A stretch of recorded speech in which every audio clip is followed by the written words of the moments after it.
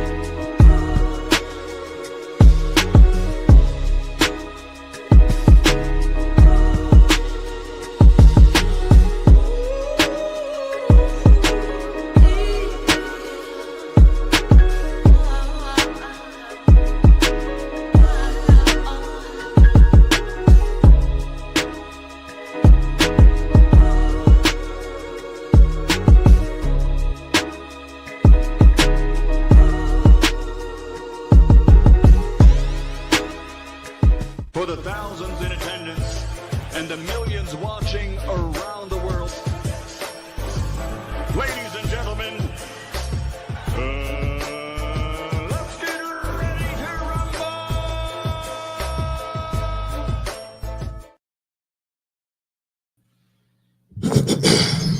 Yeah. What's up, family? It's that boy, Coach Malachi in the building. We back. Oh, turn that around a little bit right there. Two Media Podcast. We back up in this BI, man. Another day, man. Happy Tuesday.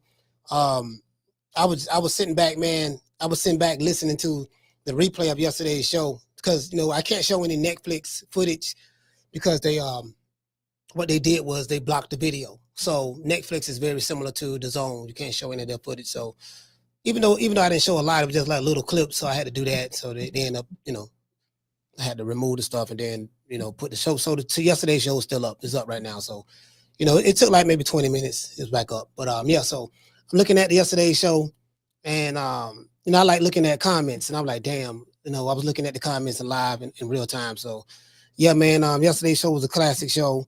And I thank everybody, man, for watching the video that I dropped yesterday as well. As a matter of fact, let me do this. If you haven't watched the video, go watch this video. I did my best to be classy because I was talking to, someone and a good friend of mine, actually Bud's cousin. I was talking to his cousin and she told me, she was like, we want to be classy and stuff like that and yada yada yada. I was like, man, class. I'm like, no, class is not my strong suit.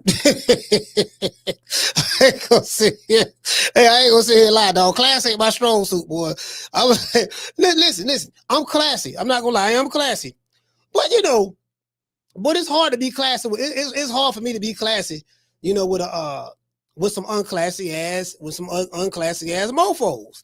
It's like, man, these unclassy lying, scandalizing a nigga name, besmirchifying a nigga good character. How in the hell can I be classy with dudes who just lie for clicks and views?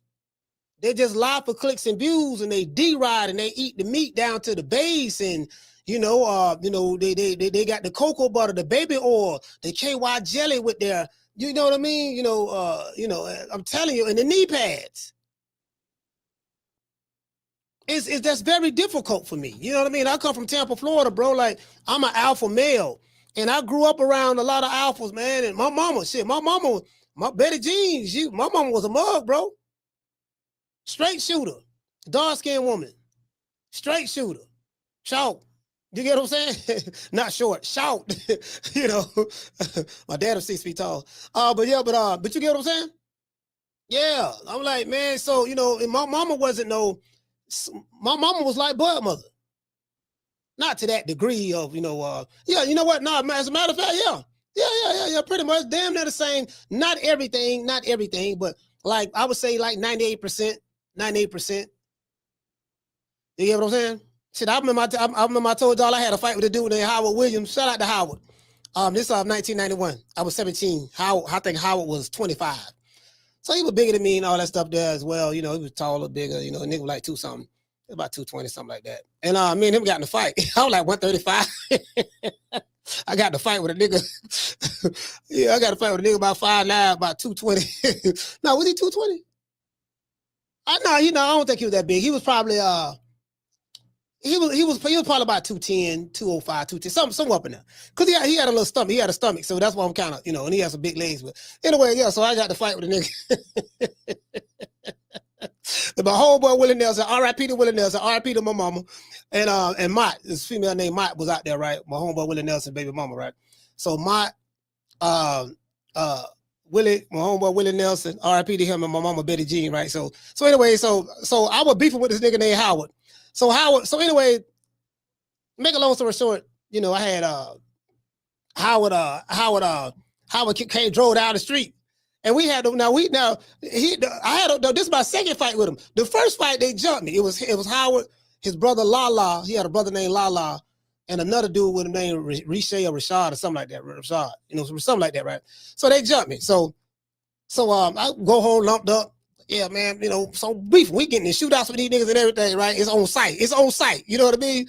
It was on site. Everywhere we see him, I saw that nigga at church. I saw him at the mosque, the synagogue. I saw him at the funeral. It don't matter. He was on site. You know what I mean? Because they jumped me. This fool had the nerve to drive down our street where we lived at, where we were selling dope at. I know. That's nigga out there. That's the black truck right there. Nigga done pulled up, stopped right in the middle of the road, looking at me like, what's up? I'm like, oh, hell no. So I said, I got to get this nigga out the car. So I got him out of the vehicle. He was married to a white chick. So at the time, and you guys know I was military around that time. So what happened was, Willie said, man, get the nigga out the car. Get him out the car. Herb, get him out the car. So I said something about his wife. You get what I'm saying? I said something about his wife and his mixed kids and some shit I said. I was real nasty. I was a nasty individual at that time. And he got mad. He parked the truck and got out of the truck. So why he did that? So my homeboy Willie walk up, he standing right there. So Willie said, man, fight that nigga. So Willie I'm finna fight the dude one-on-one. So I square with him. We start fighting, right? I'm trying to make sure he don't grab me. So the fight happened on 142nd Street.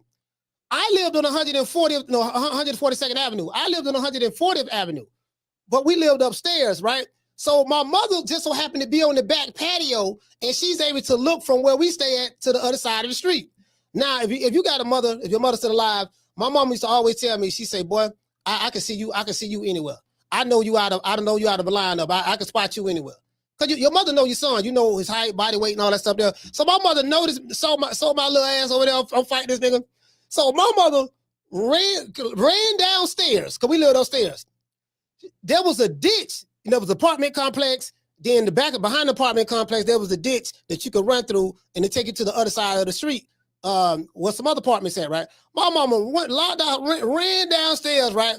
When this nigga throwing hands, my mama came out of nowhere. She said, get off of my baby. She swung her overhead right and hit the nigga in the head. Bam. I was like, nigga, like, mama, what you doing out here, bro?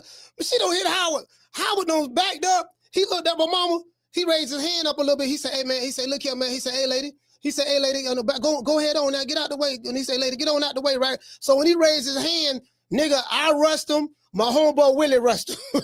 So we putting them Fifth Ward bees on it. We beat this nigga ass, but we rushed him, got him on the ground next to his truck. So Willie got him, because Willie was bigger than me. My homeboy Willie was 25. Willie got him pinned to the ground, punching him. Bam! Willie punching him, my mama kicking him. I swear to God. True. My mama kicking him. Now, my mama, how old she was? What that was? That was 90. My mama, she was 47 years old at the time. Was it 47? Yeah, she was 47 years old at the time. My mama kicking him. I'm 17. My mama kicking him. I'm standing on top of his truck. I'm jumping off the truck, stomping on his head. You know how you jump off of something and then land on the ground with your feet? I jump off the truck and I'm laying on top of his head, right? So I'm doing this repeatedly in the sequence. So Willie punching him, my mama kicking him. My mama, did I tell you to get out my baby? So she kicking him, right? Jump off the truck, let it go this nigga head.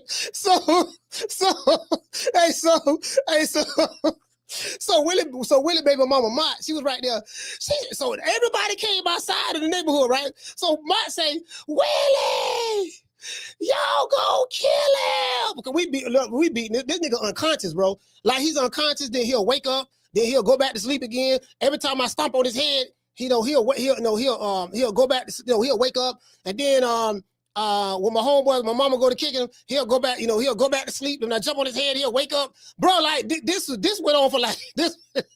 She said, y'all go kill him. Somebody called the police. She said, everybody run. Here come the police. Bro, when everybody heard police, niggas, when niggas hear police, niggas running now. We scattered like roaches when the lights come on. Nigga, everybody took off running. My mama was the first one to run. Betty Jean was hitting it. My mama was running. She tried to go to jail. My mama took off already. I'm running behind my mama. So we remember I told y'all she ran through the ditch. That'll take you from one side of the street to the other side of the street, right? So my mama running in the back, running to the ditch, right? So she going down the ditch, I'm going down the ditch. My mama fell. So when she fell to tumble a little bit. I'm right behind him, and I caught her like mid-roll. When she was mid-roll, like about to bounce off the ground, off the fall, I caught her, grabbed her in the air, right? Caught her, snatched her up, sat on her feet, and then we ran in the house. Hey,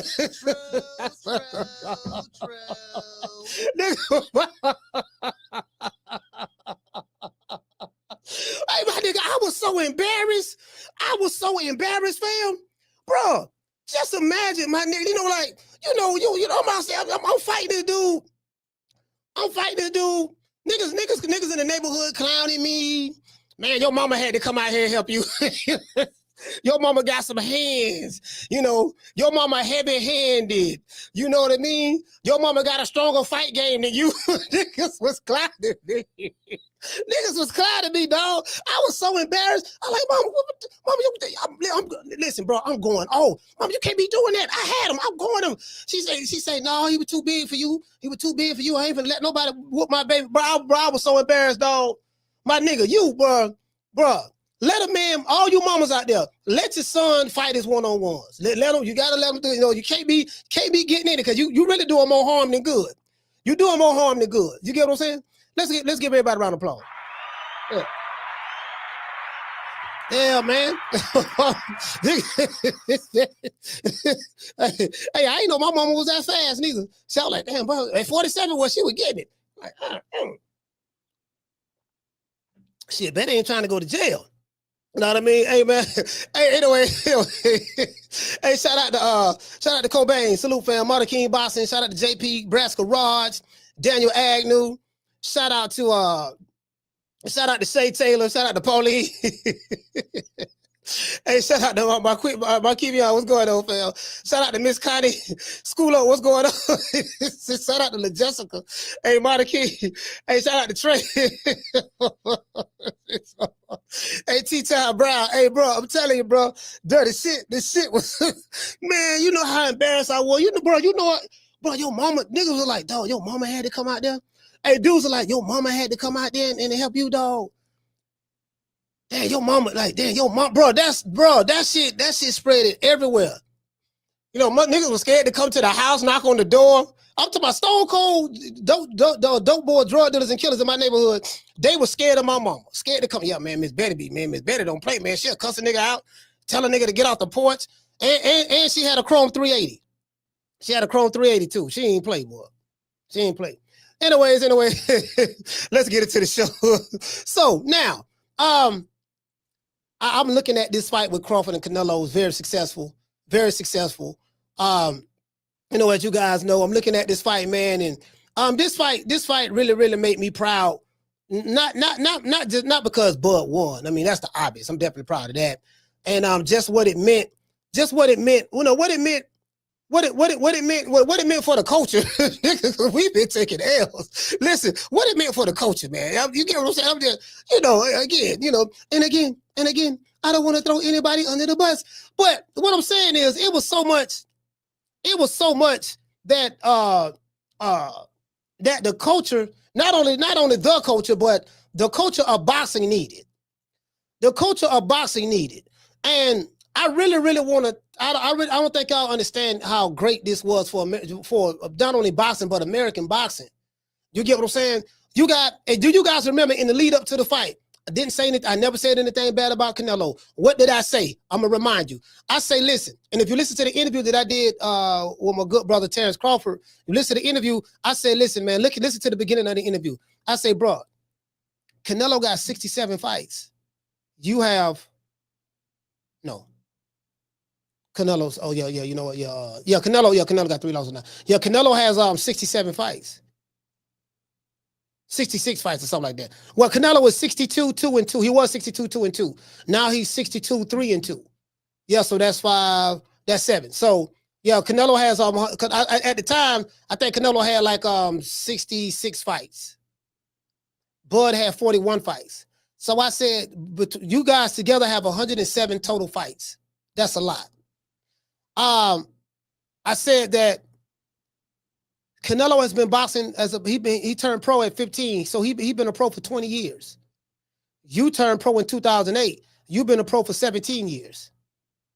So I told Boyd, not only do you guys have 107 fights combined, but you have 37 years of a combined experience in the ring as a pro. I'm not talking about how long they were fighting as a kid. I'm not even talking about that. I'm just saying as a pro. I say then, Bud, you have 31 knockouts. Canelo have 39 knockouts. Y'all have 70 knockouts combined. 70 combined knockouts, 37 years of experience, 107 total fights. Canelo, 4-division world champion, one-time undisputed champ. Pound-for-pound fighter. Terence Crawford was a 2-division undisputed champ, 4-division world champion, 3 times lineal champ. I think Canelo, same thing, 3 or 4, something of that sort. Pound for pound fighter. We probably would never, not from the crop that's under, not from the crop that's in the Shakur Stevenson era. We ain't gonna see that with them, right? Or the Tank and all that. We're not gonna see that with that era, right? We got, we're not gonna see that with that era. I'm talking about when you're fighting the best of the best in that division to take his belts. Devin Haney beat George Kambosos, but no, there was never an overall consensus that Devin Haney was the best after Kambosos, and everybody knows George Kambosos wasn't the best at all. He just had a good night, beat Teofimo Lopez bigoted ass, to be fair. So, but this is different. You got the Omaha Assassin, is what I call Bud. And I he'll tell you that. I said, boy, that's that Omaha Assassin there, boy. He'll tell you that. I can show you the text message. He'll tell you that. I called him. I said, well, the Omaha Assassin. He coming to get you. He ain't gonna talk. He don't do no talking, none of that. But if he stare at you and he lock his eyes on you, he's looking at you like a hawk or an eagle staring at his prey. You get what I'm saying? And he feeds off doubt and negativity. He feeds off people telling him what he can't do. He love that shit. Can't do it, huh? Oh, you think I can't do it, huh? You think I'm gonna run just like Jamel Charlo did, huh? You think I'm scared, huh? You think you go with me because you the bigger man, huh? They say you the plan. They say you the man with the plan, huh? You make the more money, huh? You the biggest damn in boxing, huh? You say I ain't fought nobody, huh? I ain't never been on this stage before, huh? You said when you catch me on the chin, I'm gonna go to sleep, huh? Yeah, so he feed off all that. He be writing that shit down. Okay, yeah, nigga say I'm chinny, check. Talk bad about my mama, check. Talk bad about my baby mama, say they don't like her, check. Talk bad about my kids, check. Okay, they say goddamn it, Bamboo, you had me doing the stinky leg. And see, this is how disingenuous some niggas is about Bamboo fight. I think that was like 12 years ago, something like that, 13 years ago, I'm not sure. Bud got caught on the chin because he had his hands down showboating. They totally forget that part. He dropped his hands, he was smiling, and Gamboa, who was a bad motherfucker at that time. I don't know if he was a pound-for-pound fighter at that time, but he was undefeated, all that stuff. I think Olympian, all that stuff, right? Gamboa was a bad motherfucker. He had his hands down, he got caught on the chin, and if you have your hand down, you get caught on the chin, his legs got wobbly. So that's one. They don't talk about that. And two, Gamboa got knocked out seconds after that. Bud got the wobbly legs. He started backing up, and he switched to southpaw. Gamboa went in for the kill, and he got caught with a damn uppercut. Out of there. I think that was the third knockdown or something. He was out of there. See, they don't talk about that. That same round, he got stopped. That same round, where Boy got caught with his hands down with Gamboa got stopped. The same, like literally. Stopped his ass, the same round. They don't talk about that because it don't fit the narrative. And that happened so long ago. So I told a guy online, I said, well, you say, Bud Crawford Chinny, he got rocked. I said, well, Canelo Alvarez Chinny, he got rocked. He literally got knocked down when he fought Miguel Cotto's brother. When Canelo fell back to the ropes, and the ropes held him up. And it wasn't scored a knockdown. And when he fought Miguel Cotto's brother, you know what the dude told me? Oh man, that different, man. That happened a long time ago. That don't count. I said, oh, so Bud getting rocked by Gamboa happened a long time ago. That counts. But Canelo get rocked by Miguel Cotto's brother. That happened a long time ago. That don't count. Got it. True. I got it. As I said before, if they did not have a double standard, they would not have a standard at all. What's confirmation bias? Only accepting information that confirms what you already want to believe. They go to talk about something. Yeah, man, that different. She wait, what? Yeah, you different. Yeah, she no, that ain't same. Yeah, ain't same. Yeah, you know me. I'm just saying that. They ain't same. They go to nigga splaining, buck dancing, chicken Georgian, ham boning, knee slapping, scratching where they don't itch, shuffling their foots, shuffling their crusty foots. They go to doing all that, jangle-langing, all that shit. True. I say, man, boy, these niggas, I can't beat these niggas, man. I can't beat you. I say, you know why I can't beat you? I can't beat you like that. Because these niggas always moving the goalposts. I can beat you, but I can't beat you like that. You tell me if I do one thing, you're going to give me props. I do it, then you say, no, I can't give you props on that. Then you say, okay, well, you got to fight King Kong. I fight King Kong, you say, well, King Kong had a toothache. Then you say, well, if you fight Godzilla, I give you props. I fight Godzilla, you say, oh, Godzilla period was on, even though it was a man.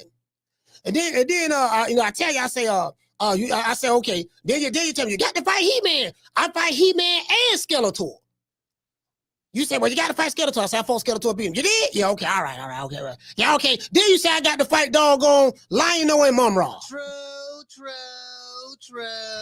I can't beat these niggas, dog. You can't beat them. They always moving the goalposts, and they act like they don't remember what they just said yesterday.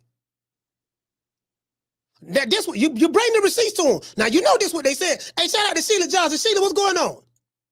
Shout out to Sheila. Hey, Sheila. You show them. Look, my nigga. Listen, this is what you just said yesterday. When I said that, I ain't say that. I said that. Nah, you ain't. Here you go right here. Then you show it to him, and it's his face, his voice, and you show him what he said word for word. Yeah, man. Nah, you know what I mean. Nah, I ain't see what it was. See, that different. Now that different. Yeah, I did say that, but you got to look at the context of which I was saying it. I'm like, man, I can't beat these niggas, man. Can't beat them. You can't beat them. Can't beat them, dog. Niggas owe you money. They don't want to pay you. They listen, think about all the people who betted this money on Canelo. They don't want to pay you. They disappear. They go to hollering about, they disappear. They go to hollering about, yeah, man, what we got to do now. I got to talk to Pork Chop Willie now. You got to fight Pork Chop. Then once you get by Pork Chop, then, Hambone over there, Hambone, he need his shot at the title.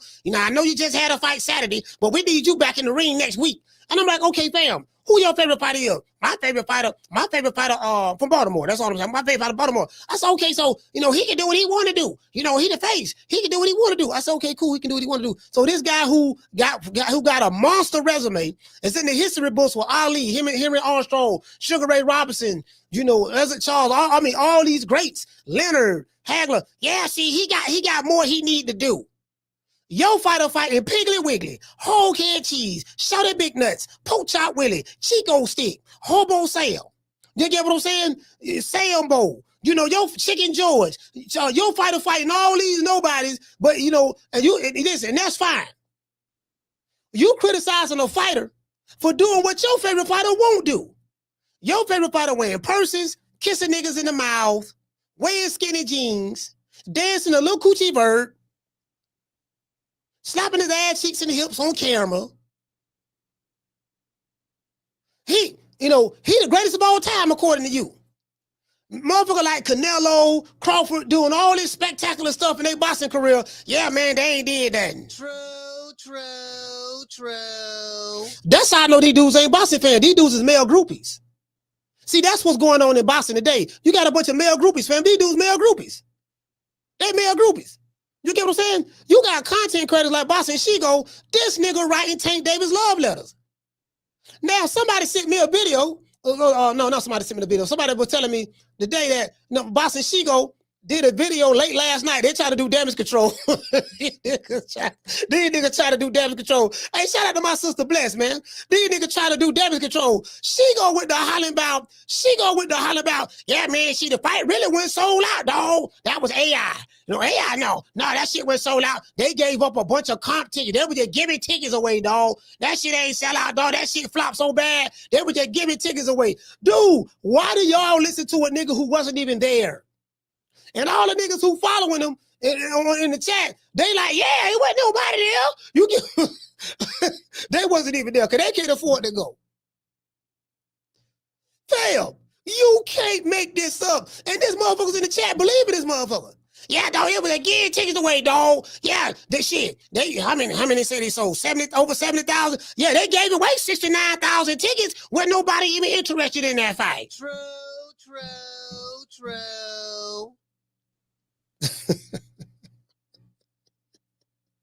You can't make this shit up, boy. Shout out to Reggie Owens. You can't make this shit up. These bro like my nigga. These the same dudes who crashed out when Bud beat Errol Spence. It's the same dudes. It's the same dudes that crashed out when Tyson Fury beat Deontay Wilder. Now it's the same dudes that's crashing out now. You can't make this up. People like being lied to. They in the chat talking about, yeah, facts. You're right about that. I ain't heard nobody talk about this fight. People were doing fight parties all over the country for this fight. Fight parties. You know it's a big fight when people doing fight parties. Like back in the day, we had Mike Tyson and Ali and all that, and Ray Leonard, and people just do fight parties all the time. You know it's a big fight when they're doing fight parties. They did a fight party when Crawford and Canelo, when Crawford and Errol Spence fight. People got excited going in the mall buying outfits, going to fight parties. You can't make this up, fam. Literally. With nobody there. Okay, yeah, you know what? I was in Vegas. You know what? Have my eyes deceived me? Have my eyes deceived me? You know what, man? He might be right. He wasn't there. He might be right. Nigga lying like a motherfucker. Yeah, I was there, dog. I thought I saw thousands of people, but maybe I got cataract in my left eye and I got glaucoma in my right eye. So maybe he might be right, even though I was there. I didn't see a bunch of people at the Lexer. The Lexer Hotel. I didn't see a bunch of people at the Mandalay Bay. I didn't see a bunch of people at Fountain Blue. Who I was taking pictures with then? Who was I taking pictures with then? That's what I want to know. I'm just saying, I was smoking some weed, I was high, but who was I taking pictures with then? Wasn't nobody interested? Didn't nobody show up? And they gave away 69,000 tickets. You can't make this shit up. True. It's one thing to be a hater, but to be a lying hater. It's one thing to hate. I can get that. I'm past that. But you gonna be a liar and a hater? Liar, hater. A lying hater. Oh my God, bro, you can't make this up. Bro, you can't make this up. Motherfuckers can't even enjoy boxing. That's these old crusty niggas I'm telling you about.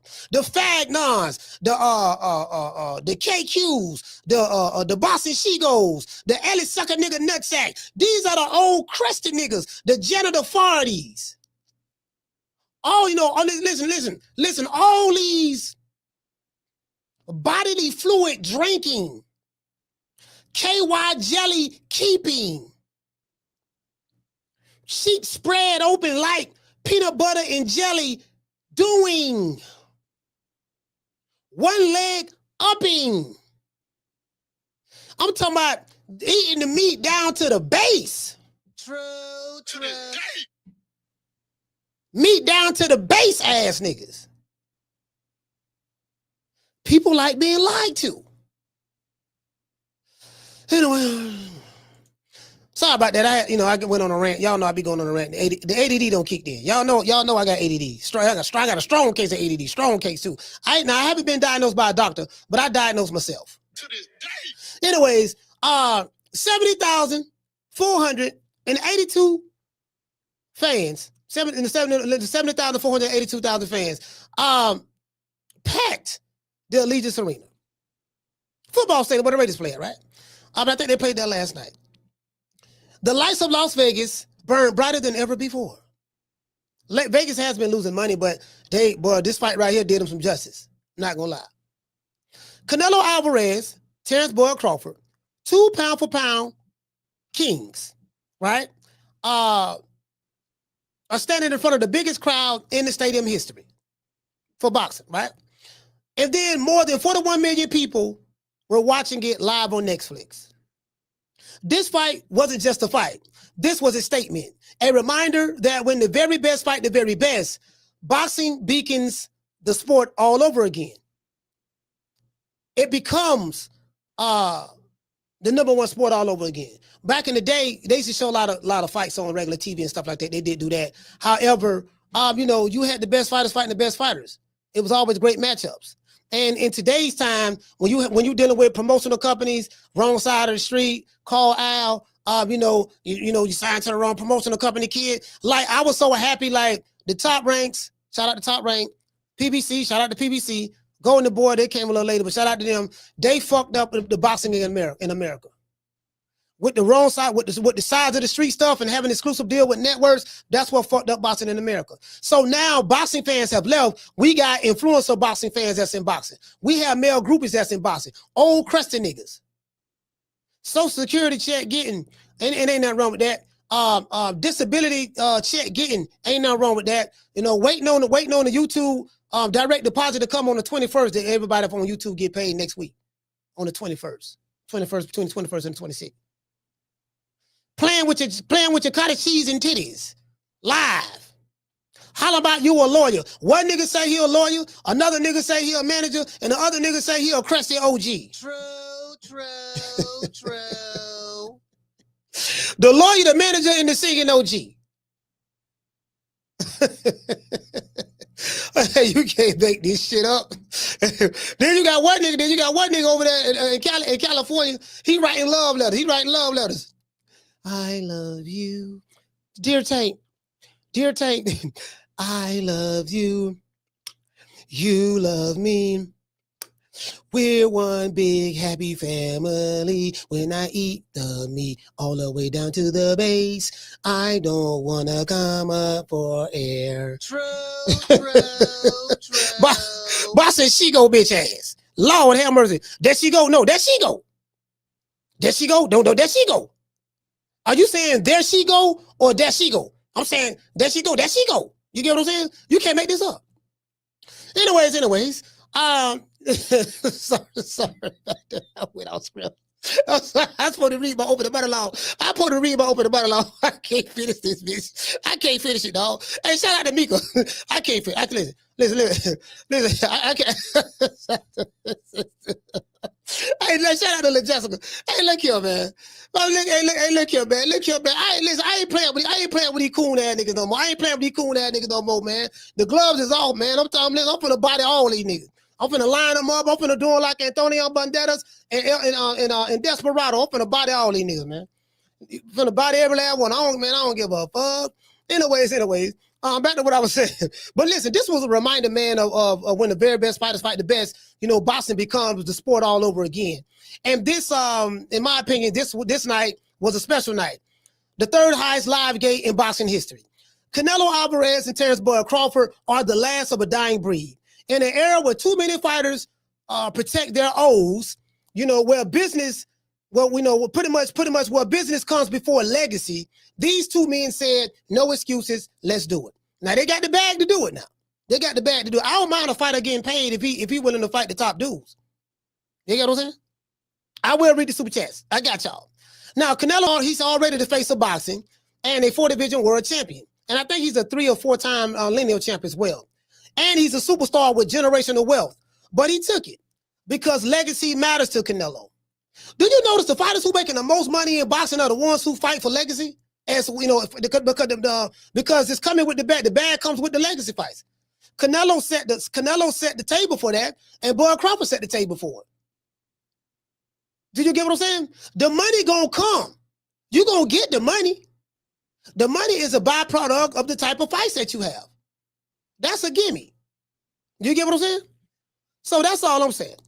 Now, as it relates to Terence Bud Crawford didn't have to take this fight either.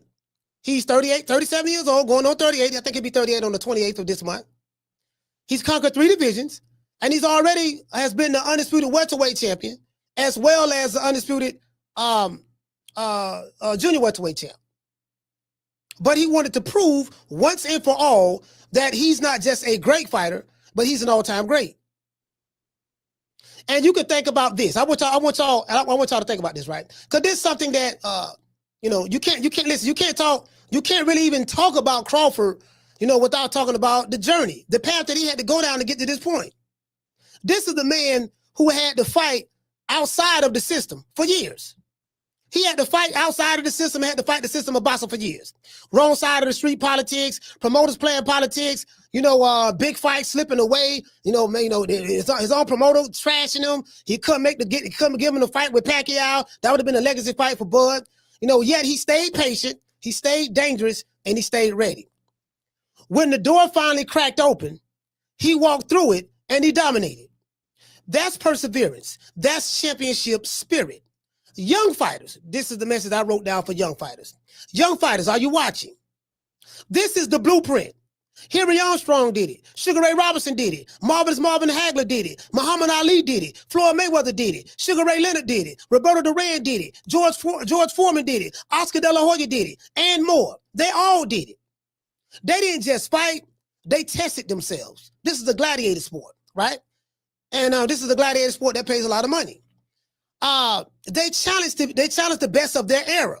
See, you don't just get to be the best because you got a bunch of YouTube followers. Man, I got a bunch of Instagram followers, right? Man, don't nobody know who you is, dog. How many times your tweet get retweeted? I dropped a tweet yesterday, dog, and I had 500,000 people retweet my tweet. Let me see your tweets. Man, you ain't got about 1,000 people retweeted your tweet, man. Man, you listen, man, you got to get your clout up. True.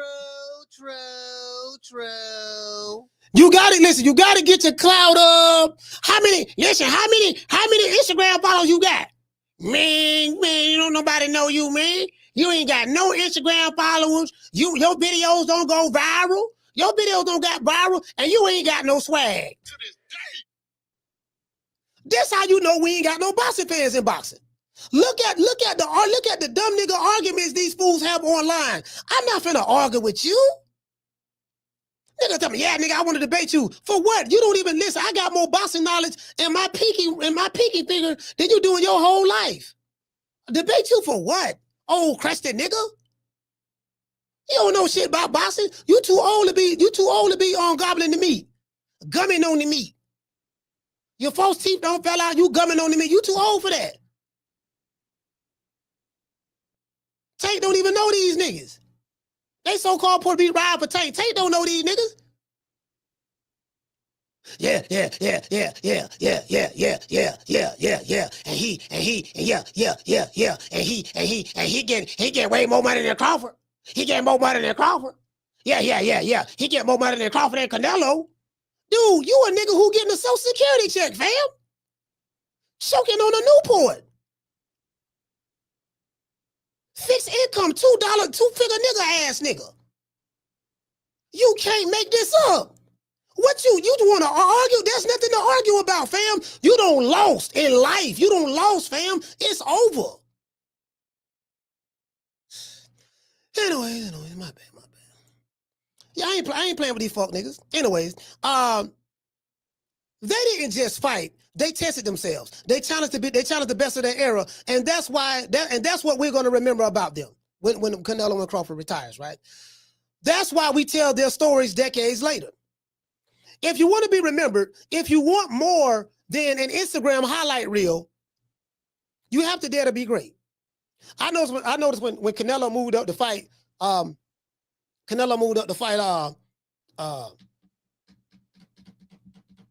Sergey Kovalev.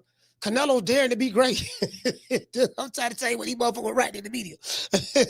When Canelo moved up to fight, he beat Callum Smith. Canelo was so small, he's beating these bigger guys. You know, so when Canelo's small, fighting bigger guys and beating them, Canelo was brave. When Crawford small, moving up to fight bigger guys, you know, y'all say, yeah, man, they got weight class for a reason. Man, them dude too big. They're gonna talk about, you know, yeah, when Canelo moved up to fight Dimitri Bivol, yeah, but then when he lost, cause I was like, man, Canelo gonna lose this fight. Cause I know Dimitri Bivol. I've been watching Dimitri Bivol back in the HBO days when he used to fight on Sergey Kovalev's undercard. When Andre Ward was over there, I remember Dimitri Bivol. I'm like, man, you showed out. Canelo want to fight this dude? I was telling the Canelo fan then. I said, no, he gonna lose this one, Papa. And when he lost, well, that's okay. That's okay. Hey, shout out to Teach. What's going on, fam? That's okay. He dared to be great. Okay, but when Boy Crawford do it, you know, he looking for the payday. He just want the check. He cashing out. True. It's cool when they do it. It's a problem when I do it. So when Canelo move up, he chasing greatness. When Crawford move up, he just want the bag.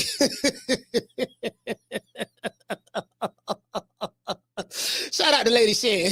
You can't make this shit up. You can't make this shit up, bro. You know what I mean? That's like, listen, that's like two dudes, right? Two dudes walking in the rain. Two dudes walking in the rain. One on the left and one on the right. The one on the left is laughing at the dude, the one on the right. You know, they walk in the rain. Then they get out of the rain, go into a restaurant, both of them dripping wet, and the dude on the left laughing at the dude on the right. Ah, look at your damn man, nigga, you wet, you dripping wet, because you was in the rain. And I'm looking at you like, you was in the rain as well, and you dripping wet. Nah, I really wasn't out, but see, that different. See, I was there because I was watching you making mockery of you. So you was there making mockery of me because I was in the rain getting wet while you at the same time was in the rain getting wet with me? Nah, but see, that different. True.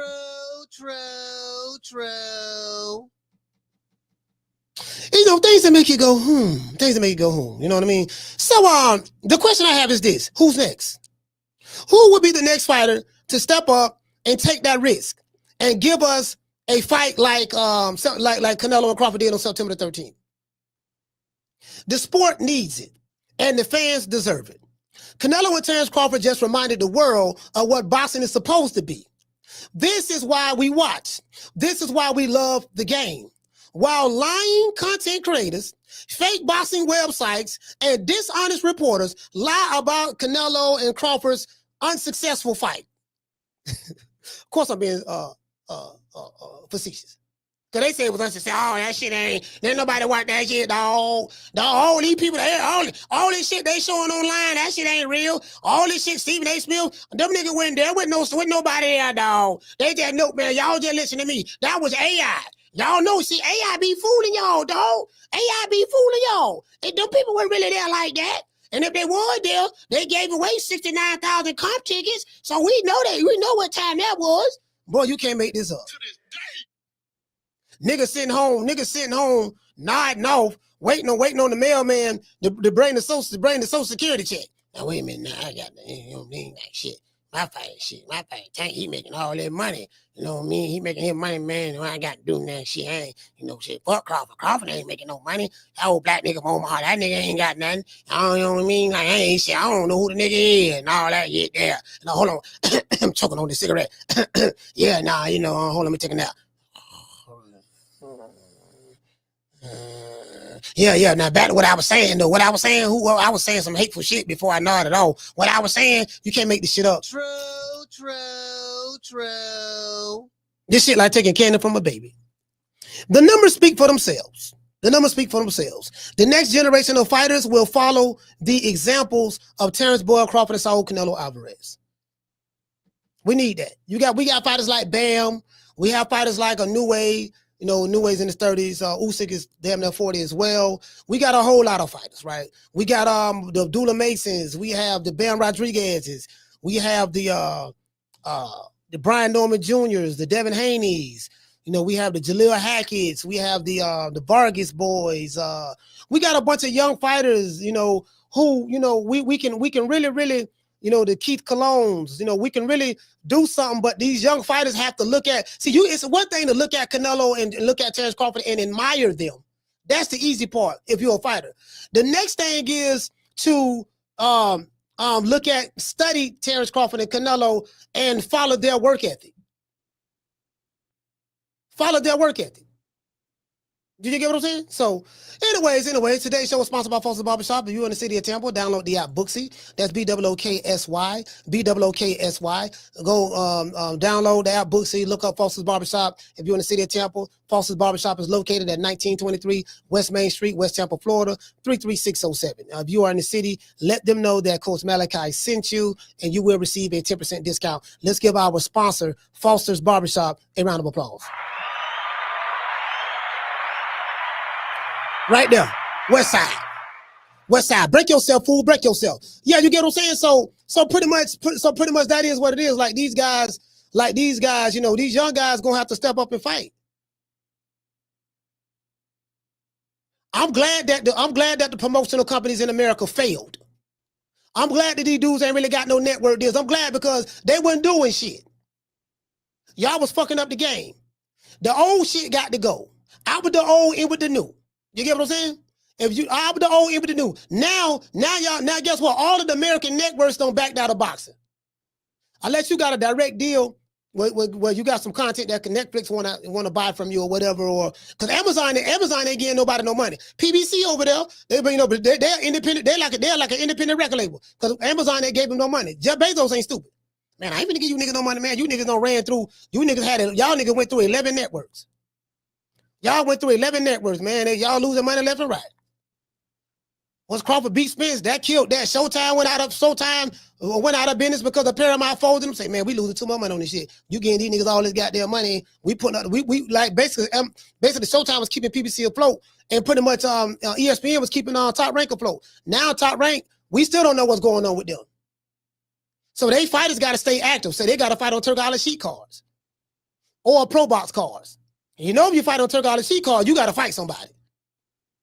Shout out to Fabian. Yeah, you got to fight somebody. Yeah, you ain't going to be on no Turk sheet card and fight the tomato can. No, my nigga, no, hold on. Hey, man, Sheik, check this out, dog. Listen, Sheik, check this out. My promotion of the company, they ain't got no network right now, dog. So, I want to come fight on your card. Brother, you want to fight on my card? Yes, I want to fight on your card, dog. I'm trying to tell you, dog. I heard you dropping money like a hot. I heard you paid Pope Chop Willie $5 million. Brother, I don't know Pope Chop Willie, and if I did know him, I seriously doubt that I would pay him $5 million. Anyway, that sounds like a timid kid. Okay, brother. So you want to fight him? You want to fight? Yeah, I want to fight. You know, I remember Adrian Broder said when the PBC was going out of business, when Showtime for the league, he said, man, you ain't heard? The dude said, heard what? He said, man, Showtime finna go out of business, man. He said, no, for real. AB said it the year. He said it in 2023 before they folded, right? He said, yeah, man. He said we about to be fighting on Twitter. True. Agent Broder say we about to be fighting on Twitter. Guess what? He went lying. If you want to see some fights, let's go to Twitter. We're going to see check level hooks, niggas threatening each other, gun emojis, demon face emojis. That's about the closest fight we going to get. We gonna see some bro niggas go listen. We gonna see some bro niggas on Twitter, some bro niggas on YouTube, in chats, having digital shootouts, eating the meat down to the base, talking gangster. You ain't gonna never see these dudes nowhere at no fight. I promise you, you will never see them. And if you see them, guess what? They gonna be so nice. True.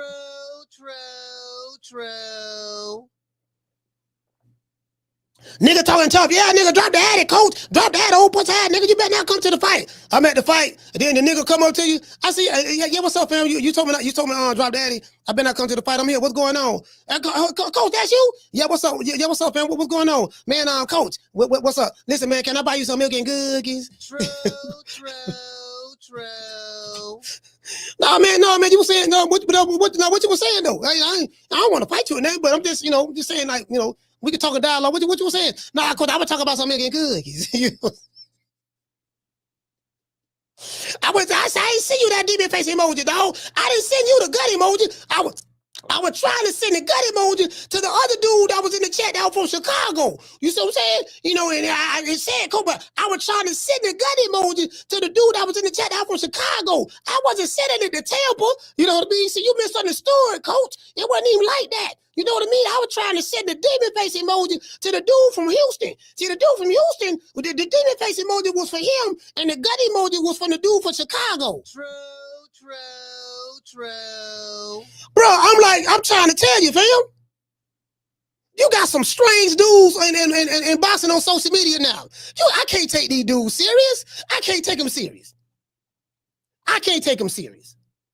You get what I'm saying? These old crescent niggas be talking tough. Nigga, you in your 50s to 60s. What nigga in their 50s to 60s fighting? That's one. 40s, 50s to 60s fighting. That's one. So that's one. Two.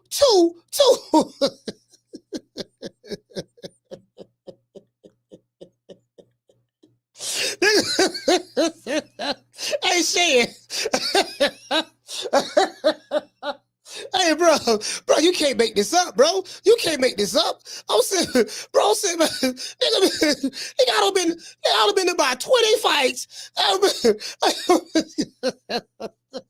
Oh my God, this shit is comical, bro. This shit, and you know what? Somebody need to make a movie about YouTube box, about social media. Somebody need to make make a movie about this here, bro. This shit, this is too much. This is too much, bro. This is too much, man. And you know what? And I can see if it was the younger dudes, I can get the younger dudes to pass. But you got these old crescent niggas, man. These old has-been ass niggas. Yeah, dog. I'm a lawyer, dog. They got beat many cases. I'm the one that beat the OJ case. Remember OJ? When OJ went there back then? Yeah. I was one of the people. I one of the lawyers on there. I don't want to be. I'm a lawyer, dog. They say I beat OJ. I beat the case for OJ. I got Young Thug, 15-year probation. I beat doggone Govan, the dude who was accused of murking Young Dolph, R.I.P. to Young Dolph, the orchestrator. I got him off. I'm like, dude, like, nigga, I ain't never seen you in no courtroom. I ain't never seen no briefs from you. We ain't never seen nothing. This nigga holler about he a lawyer. He's a lawyer on YouTube. Just because you saw in the heat of the night, just because you watch Law and Order, don't make you a lawyer. I just say it. One nigga holler about, yeah, I was a GD when in my younger days. I was a GD. A GD, GD what? What's a GD? You know what I mean? Go dip set or what? Yeah, dog. Hey, shout out. Hey, look at my son. Shout out to my son. Hey, my son. Hey, y'all, this is my son, man. Shout out to my son, Jabril. Let's give a round of applause. Hey, this is my son. Hey, but you get what I'm saying though? Like, bro, like, fam. Listen, I don't see it all. I don't see it all, man. This man, these are funniest niggas. These are funniest niggas on YouTube in my life, bro. I can't take these niggas serious. Hey, Schoolo, I can't take these dudes serious. I can't, fam. I can't, fam. I can't. You know, them niggas tough 1 minute. You know, I'm like, old crescent nigga, man, you's a has-been, fam. Ain't nobody scared of you. Why don't you just chill? Won't you just chill out, Pops?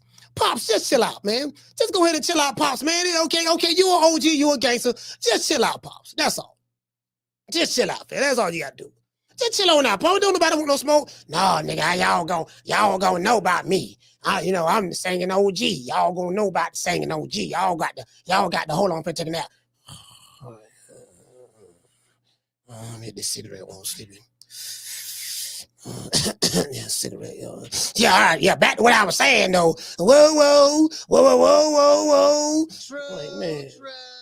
True. These niggas. Hey, these niggas. I don't know what to say, dog. Bro, like these, fam. That's why I laugh so much. Like, I laugh so much, bro. This shit is comical, fam. Like, laughing is good for the soul. Like, every time I turn this shit on, I just see some hate, some niggas lying, old, bitter, crusted niggas. You can tell they weren't getting no pussy when they were young. I'm like, if you did get some, you had to trick that girl to give you some. Ain't no way else she was gonna get your a square nigga like you know, goddamn. I'm talking about, bro, you can tell, bro, like, God, these niggas are doing bad. But anyway, we gotta say, let's give a shout out, man, to Dr. Umar Johnson, man, and the Snow Bunnies. See, I shine, she's my Snow Bunny, please. In the winter lights, so she's my sweet Dr. Free. Talk to my nose, this lover's got is so raw. Make you go stepping out of control. Turn it up. It's me against the light. Snow Bunny. Moving on the bar. Everything's so right. Got that smooth soul feel. No, that's Next to the law. With my snow. Turn it up. Bring party back at night. see, I shine, she's my Snow Bunny, please. In the winter lights, so she's my sweet Dr. Free. Talk to my nose, this lover's got is so raw. Make you go stepping out of control. Turn it up. It's me against the light. Snow Bunny. Moving on the bar. Everything's so right. Got that smooth soul feel. No, that's Next to the law. With my snow. Turn it up. Bring party back at night. see, I shine, she's my Snow Bunny, please. In the winter lights, so she's my sweet Dr. Free. Talk to my nose, this lover's got is so raw. Make you go stepping out of control. Turn it up. It's me against the light. Snow Bunny. Moving on the bar. Everything's so right. Got that smooth soul feel. No, that's Next to the law. With my snow. Turn it up. Bring party back at night. see, Yeah, man, that's Nobody Love, man. Number one platinum song in the hood. It beat out Kodak Black. It beat out Kodak Black for the number one spot at the local liquor store. You get what I'm saying? Kodak Black bumping in the hood. Everybody in the hood love Kodak Black. Kodak Black, Playboy Cardi. But doggone Dr. Umar Johnson, Nobody Love. Broke the mold. It broke the mold. You get what I'm saying? So I want to listen. I want to show y'all how creative. Shout out to my brother, man, Steve So Cold Nelson. I know you lost your fight. You know what I mean? I know the referee stopped it prematurely. You was hurt, but, shout out to So Cold Steve Nelson, man. I love this brother. He one of the nicest people in the world. This is like Bud's brother right here. He loved this dude. I got a lot of love for So Cold Steve Nelson, man. He's a good guy, man. But anyway, this is So Cold. Now, y'all remember the outfit, the costume that Terence Crawford wore. This is So Cold Steve Nelson making Terence. He drew the costume while watching the Desperado movie, and he's sewing it. He drew it on a piece of paper, and he's sewing it. That's So Cold right there. That nigga talented, boy. You see what I'm saying? I can't play the music. I get a copyright strike. You see what I'm saying? Now he's sitting there watching Desperado, and you see what he doing? Boy, this North Omaha. This man is talented, bro. This man is talented. You know what, man? I gotta get with Steve. I say, Steve, I need this. I need you to make me a costume for the show. I'm gonna pay him whatever he want. Then I'm gonna pay that man whatever he want, bro. Desperado, fam. The man made Terence Crawford walkout costume. Antonio Banderas. Listen, bro. Antonio Banderas, one of my favorite Mexican. I don't know if you're Mexican. One of my favorite Mexican actors. Boy, I love me some Antonio Banderas. Lord, I'm talking about that goddamn Steve Nelson, a motherfucker, boy. Boy, that nigga right here, boy. You got to be cold with him. Look at y'all. Look at that. Ooh, man. Look at that there, man. Yeah, man. Boy, that shit right there, boy. Lord have mercy. This nigga box, and he made the shoes too. He made the shoes. Oh, that's Everlast. Okay, I think Everlast made the shoes. Okay, my bad. Oh my God, nigga, this was in the costume. Oh my God, this was in the suitcase, bro. This was in the guitar case, fam. Bro, this was in the guitar case. Bud came to the ring with this. Oh my God, my nigga. Yeah, brother, man. He came to the ring on Mexican Independence Day, on Mexican holiday. 70,000 plus Mexicans in the stadium on Netflix. Over 41 million people watched. This guy, they said he was chinny. They said he was too small. They said he ain't fuck nobody. They said, they said he was looking for a payday. Well, you listen, he too dark, he too this, all this stuff there. He can't punch. He too old. He 38 years old. This man came to the ring, goddamn it, dressed like the Mexican legend Antonio Banderas on doggone Desperado, and he took out a Mexican legend. True. Bruh. You can't make this shit up. You can't make this shit up. You can't make this shit up. Lord help mercy. You can't make this shit up. You can't make this, bro. Listen, man, look here, man. You can't make this shit up. That nigga Stone Cold Steve Nelson cold. But that nigga cold with it, bro. That nigga Nelson is cold. He cold, bro. Bro, he cold. Oh my God, bro, fam. This shit right here. To this day. Hey, this shit right here. Oh my God. Bro, this dude, bro. Hey man, fam. Come on, fam. Come on, fam. You can't listen, you can't do this. Come on, fam. Hold on. I want to show y'all something too. Hey, I don't know if y'all seen this because a lot of people sent me this as well. Now, let me tell y'all what happened at the Fountain Blue. Shout out to TT. Because TT posted this. TT told the truth on this, Bud's sister, because she did post this. At Friday night at the Fountain Blue, this was the day before the fight. No. Thursday night at the Fountain Blue. The day before the weigh-ins. Crawford and Canelo weigh-ins in Vegas. I was at the Fountain Blue Hotel, downstairs by the bar. I think I was by myself. I had a bunch of people coming up to me taking pictures. We were taking pictures with a bunch of people. But, I'm pretty much, in there by myself, and well, I really wasn't by myself because Wayne was over there to the left. Brother Shabazz was over there to the right, all that stuff there, right? And this is when I went upstairs and went and talked to Bud because I spoke to Bud on the phone. Like the picture that I posted of, like this picture right here. Let me show y'all. Let me show y'all because I want to give it some context.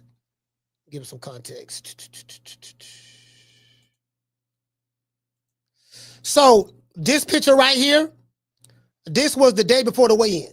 So when I spoke to Bud was like, "Look, man, when you get here, coach, just hit me up. I want to see you." So I was like, "Cool." So when I hit him up, he was real busy, but I hit him up. This is the day before the weigh-in. So I went up to his suite. That's his dad right here. That's his father right here, behind him. So I went up to the suite. And this one, everybody was leaving out, all of his family and stuff, and all of his kids. I'm like, man, I don't like being around no fighter before the fight because I don't want to, I'm not superstitious, but I'm like, man, I don't want to jinx him or nothing like that. You know what I'm saying? So, Bud was meeting with people. I went up and met him. So, after that picture was taken, I went downstairs and I was hanging out downstairs at the Fountain Blue. Agent, I seen Matt Barnes, basketball player Matt Barnes. That nigga taller than a motherfucker, dog. Like, shit. Tall, you know what I'm saying? So, Agent Broner was at the bar with a bunch of dudes. Pissy drunk. Agent Broner was out. Now, I didn't want to say this, but now that the video is out with Cameron kicking him out of the It Is What It Is podcast because he was drunk, obviously inebriated. So I say, you know what? I'll tell everybody this story. Agent Broner was pissy drunk. I saw him. I didn't walk up to him and say anything to him. But I'm standing like 3 feet away from him. I said, that's motherfucking AB. But he's pissy drunk. His tooth fell out of his mouth. Twice. Not once, but twice. I didn't, look, TT was like, this motherfucker tooth fell out his mouth. Because, you know what I mean? I wasn't with her, but she saw it too. She saw it. I was like, damn, this nigga tooth fell out of his mouth. The man was pissy drunk, fam, at the Fontainebleau Thursday night, the day before the weigh-in. I was like, man. And then, where am I going at with this? This one I'm going at with it. Shout out to Cameron and Mace. It is what it is podcast. Good in person. Thank you. For I real. appreciate that. Hey, What you waste that? I love you. What a guy. I'm sorry. My bad, y'all. My bad.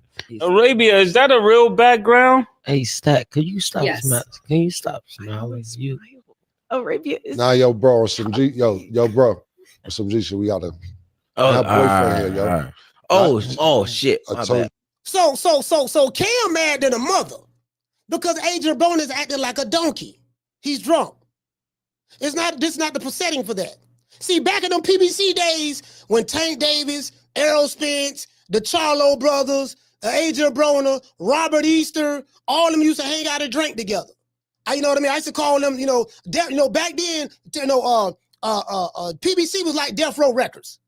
You were Death Row. You had Tupac, the Dog Pound, Snoop Doggy Dogg, that nigga Daz. You had all. It was that. Them niggas, they we called them the party boy. They get drunk, this and that. Al Heyman. Niggas talking about some please. They get drunk all the time. Agent Bruno still think it's that time. He was getting drunk 2011, 2012, 13, 14, 15, 16. Nigga, 2025, he's still getting drunk. True. Shout out to Aunt Reggie Owens. Salute. My bad. Nah, like it's all like. Okay, we can move on to football then. Stat. Oh my God. Just that. Let's do the football. I guess that answered the question about Floyd. When I see you taking off some I'm time, mesmerized by Stat. This nigga here, bro. I did not know you looked that good in person. My bad, bro. You're amazing. All right, hey, we gonna have to ask you to go, my nigga. I have to ask you to go, man. I'm gonna pay you for your time, for being. Now, the Stats boyfriend is right there on the set. See, what y'all don't know is like, they on the set, right? I kind of want to get me a studio as well, right here. Like I'm in my office, but they on the set and we see the cameras facing them, but we don't see what's behind them. They probably got a whole staff back there behind them, somebody right, a little audience, and her boyfriend is there. So he's saying all this stuff to her. She's a public figure. You get what I'm saying? She's a public figure, so pretty sure the boyfriend can understand that. But when you've been warned numerous times, look here, man, you can't be doing that. This is a professional setting. Like, they shouldn't have had this nigga on there. Like, Cameron and Mace, I think they in Vegas. So, this was when this for Crawford fight. This was Crawford fight last week, right? So, he was drunk at the hotel. He's obviously drunk right here. So that's why I told y'all that story. Let's go. I appreciate you. But I love you, my nigga. I'm not doing it again. Yeah, no. I can't. I asked you the first time. I don't have no problems with you. I'm gonna pay you for your time. But you can't violate, bro. I told you that. I'm not, though. I'm not. Nah, I told you niggas boyfriends in here. You know when my brother shit, know that. my bad, bro. My bad. Nah. But I appreciate your time. It's me. Nah, well, if you want to wait for us outside, you could, but I'm not gonna sit in and not value your time neither. He on stuck. Adrian Broner on stuck. You want to wait for me? You could, but I appreciate it, bro. You gotta step out. Yeah, no problem. AB looking bad, bro. I saw him in person, bro, at the Fontainebleau. He looking bad, bro. He looking bad. And let me tell you something. A part of me feel bad for AB, but a part of me don't feel bad for AB. Adrian Broner was broke. He didn't have nothing. Shout out to IBS. Shout out to Summer in November. Shout out to Jersey. Shout out to the Discernment. Highlight Space, Mr. Lemons. Adrian Broner was broke coming out of Cincinnati, Ohio. He got the opportunity of a lifetime that most black men will never get. He went from rags to riches, and now he's back to rags. He did it to himself. He fucked up his money. You can't blame Al Heyman. AB liked to drink. He liked to gamble. He liked to, do all kind of stuff. AB was once looked upon as the next Floyd Mayweather. This man had more opportunities than anybody in the chat will ever get. You get what I'm saying? He had the opportunities, and he blowed it. So I kind of feel bad for him, but I don't feel bad for him. I'm like, man, that nigga had it. You fucked it up. So, it's like, man, like them the dudes that they'll say, cause you be hearing these dudes, yeah, man, see, back then, them dudes weren't getting paid, dog. They weren't making no money. They end up broke. Well, one, that's a lie, and two, that's true. It wasn't that fighters wasn't getting paid. Fighters were making money. They was making good money then, the equivalent of the money that you were making today's time and of that time. If you take inflation into the factor, right? Some fighters wasn't getting paid a whole lot of money. Just like today, some fighters ain't getting paid a whole lot of money. But I say all that to say this. A lot of times when a fighter ends up broke, it's because he don't know how to manage his money. See, if a fighter don't know how to manage his money, you can't blame that on the promoter. The promoter gonna do some cricket stuff themselves. That is true. But if you drinking, shooting dice, tricking on hoes, blowing money, doing all kind of stuff that ain't got nothing to do with boxing and taking the sport serious, and then you end up broke, we can't blame Al Heyman. Man, nigga, Al took them boys' money. No, you can't put that on Al Heyman. You get what I'm saying? To this day. You can't do that. You can't put that on Al Heyman. Well, I guess I gotta be like everybody else and saying Al Heyman. You can't put that on Bob Arum. You can't put that on Eddie Hearn. Nigga, I paid you. You coming to me? Yeah, man, I'm just saying, man. I'm talking about, man, I'm gonna fuck him up. Man, give me a contract. I'll fight that nigga right now. You know who I am, nigga. I'm AB. I could probably whoop AB right now. Now AB he'll beat my ass. That is true. But if I catch him, if I caught him drunk the way I caught him at the Fountain Blue Hotel, bro, that man was pissy drunk, fam. Anybody who was at the Fountain Blue would tell you that. You can ask Brian Norman Sr. I don't know if Brian Norman probably ran into him. Bro, anybody that was at the Fountain Blue that was there, and you could ask him that. That man was pissy drunk, bro. Literally. I felt bad for him. I didn't even walk up to him and say nothing to him. I'm literally 3.5 to 4 feet away from him. He at the bar, he had a crowd of dudes with him, and he kept, what he kept doing. He was talking. I think he was talking to Matt Barnes. I think, was it when he was talking to Matt Barnes? The basketball player. He kept putting on one tall nigga was taller than a motherfucker. Had to be a basketball player. I think it was Matt Barnes. I saw Matt Barnes. But something like that. But he was talking to somebody and a group of niggas around him. And Bud's sister, she saw his teeth. The nigga teeth fell out his mouth, bro. Heaven said, nah, Coach AB was chilling. No, not when I seen him. Not when I seen him. Not when I seen him. When I seen him, he wasn't chilling. Literally. He probably was chilling when you seen him. When I seen him, he wasn't chilling. I mean, he wasn't wilding. Let me take this back. He wasn't wilding, but he was drunk, is what I'm saying. He was drunk. He wasn't, throwing chairs and throwing bottles. He wasn't doing none of that, but he was drunk. I know, I was there. I saw him. What's Bud's sister name? TT saw him too. It was a bunch of people right there. You get what I'm saying? So, yeah, man. Shout out to Hitman. Hitman, what's going on, fam? Yeah, bro. So I mean, that's a bad look for him. That's a bad look. That's a bad look. You get what I'm saying? So, anyways, man. Let's hear it drop these phone lines, man. I hope, basically, man, what I'm saying is men lie, women lie, numbers don't lie. For all of those who saying the fight wasn't successful, it didn't do good, wasn't nobody there. Somebody told me what she gonna say. She gonna say they was getting our ticket. Yeah, dog, wasn't nobody there, dog. They were getting our ticket, dog. Dog, they were getting our tickets. That's all it was, dog, man. Them people. Oh, so let me get this straight. So, thousands of people, 70,000 to 80,000 people flew into Las Vegas for the sole purposes to get handed out tickets to go to a fight. Make it make sense. So, why all these people here then? They wasn't there last week or the week before then, but they're here because of what? Yeah, dog, they got their dog because what happened was somebody told the Sheik, and the Sheik said he was going to give away all these tickets, dog. That's the only reason the play was in there. They were getting our ticket, dog. They were just giving them away.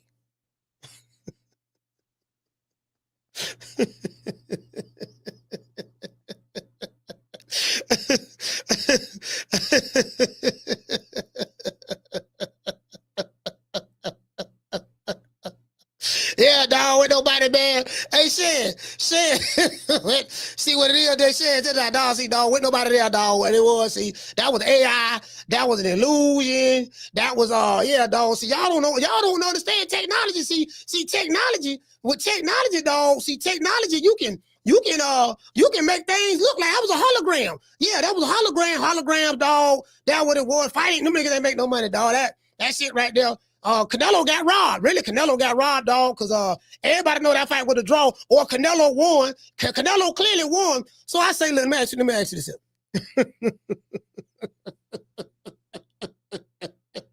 You try to convince me that my eyes deceiveth me. Did my eyes deceiveth me? Did my eyes deceiveth me? So I didn't see what I saw. Shout out to Moeezy. Shout out to Miss Sheila. I didn't see what I saw. No, you ain't see what you saw, dog. You ain't see no people in there. If you did see them in there, they were free tickets. Oh, okay, cool. All right. Yeah, dog, you ain't see what you, yeah, dog, that, you get what I'm saying? I'm trying to tell you, fam, like, yeah, dog, with nobody. Okay, yeah, so no people flew in. So what was the purpose of them flying to Vegas? Well, you know, they were just chilling. They just came out there just be coming. You know what I mean? And you know, they heard that the Sheik giving out free tickets, so he gave out all the tickets to make it look like they was a sellout. Oh my God. And these niggas actually have an audience. Like these dudes, you can't even take them serious. They not reporters, you know, they disingenuous, they just fans, they just male groupies of certain fighters.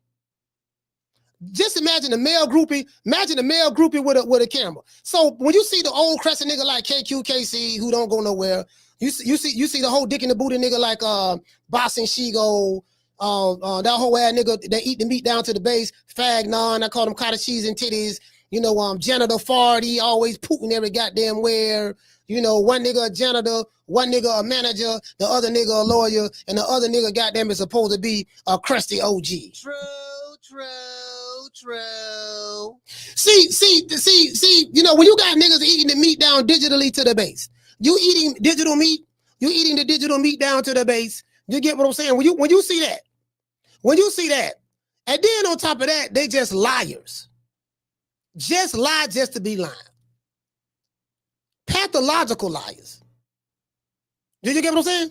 That's what these niggas be doing digitally online for their favorite fighter. After my God, I respected you. I respect you. After my God. I respect you. After my God. Give him after my God. You second to God, champ. No. I didn't listen. I respect him. I'm sorry. I respect him. Come on for the nigga pass out. Take the picture before you pass out. Yeah, get him before he pass out. Yeah. Hold him up. Yo, we gotta take this guy everywhere. Yeah. Yo, champ. He needs air. You need air. He needs air. Take the picture. Take the picture before you face the picture. That's my hero, right? That's my hero. One more. It takes a lot to do. All right, why are you pushing? Don't worry about it. Come on, I got you, guys. Now, just imagine that being Boss and Shigo, Ellie sucker nigga nutsack with a camera and a YouTube channel. Those are the type of niggas that making content right now. They old, they are damn near 60, they're in their 50s, they're in their 40s, and this what they doing. They're making content like that right now. After my God, I respected y'all. After my God, nigga fell down on his knees. Can you imagine a grown man getting weak at the knees at the sight of another grown man. True.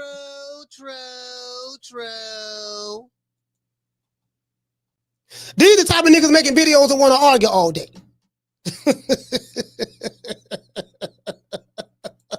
Hey, these the type of dudes that want to argue with Coach Malachi all day. Nigga, please. You wanna argue? I can't argue with you. You mad. Look at you. You mad. I don't get paid to argue with you. Who is you? You ain't nobody. What the fuck I look like? I'm gonna argue with you? You wanna argue? I can't argue with you. You mad. Look at you. You mad. I don't get paid to argue with you. Who is you? You ain't nobody. True.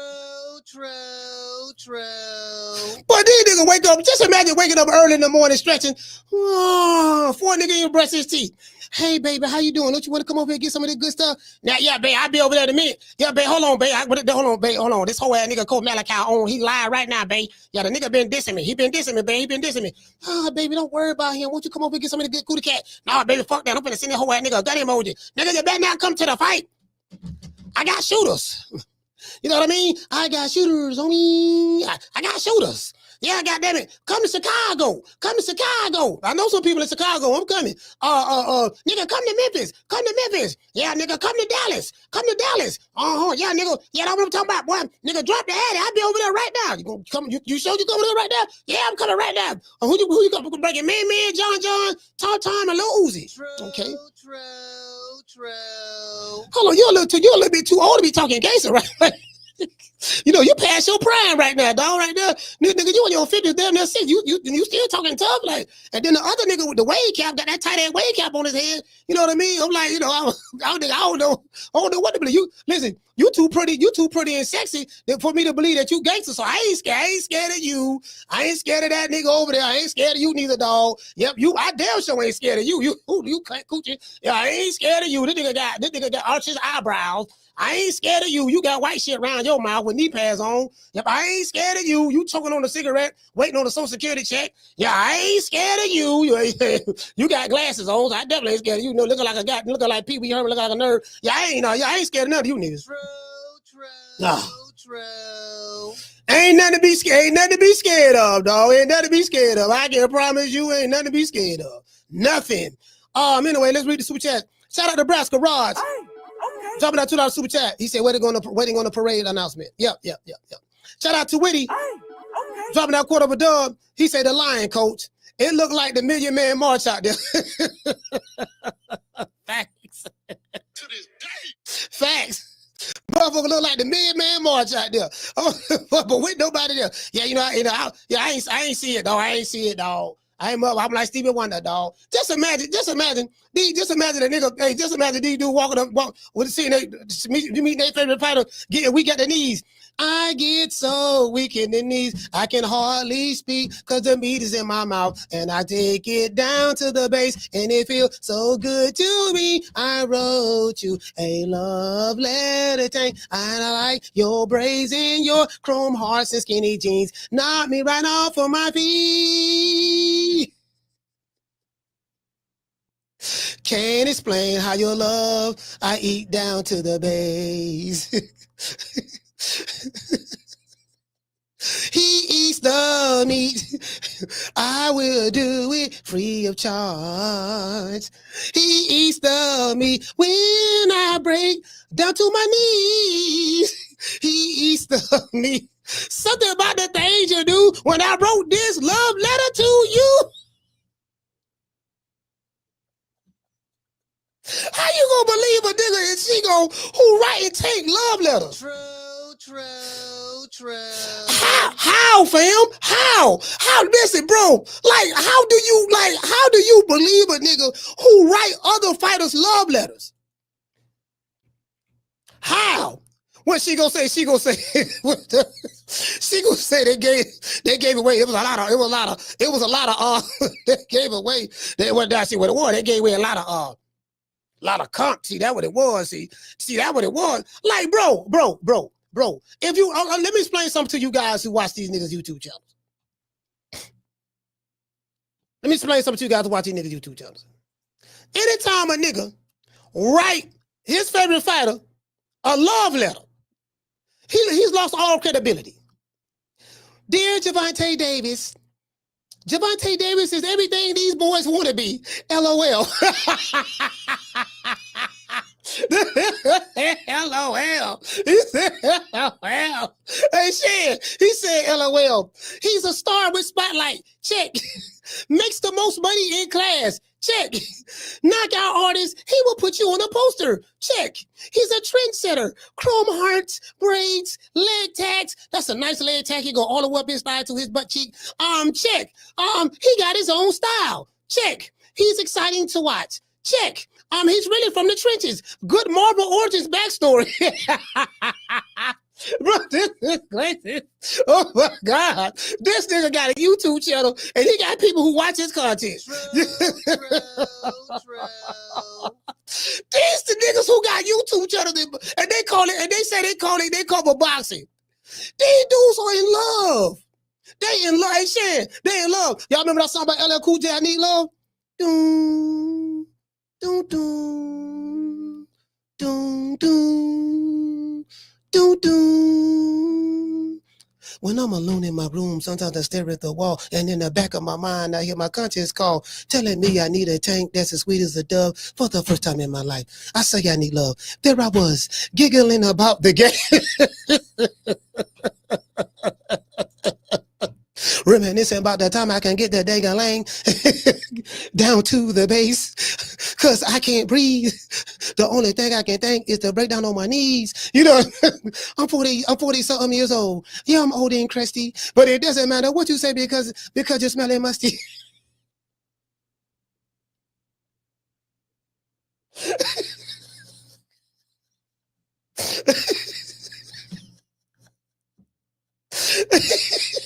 These niggas these niggas writing love letters, fam. These niggas in love. These niggas in love. These niggas in love. Anyway, shout out to Whitty. Oh man, shout out to Shills Nice Car. Dropping out quarter of a dub. He said Crawford hasn't been through more adversity than Tank. Boys never went 12 rounds with hair grease in his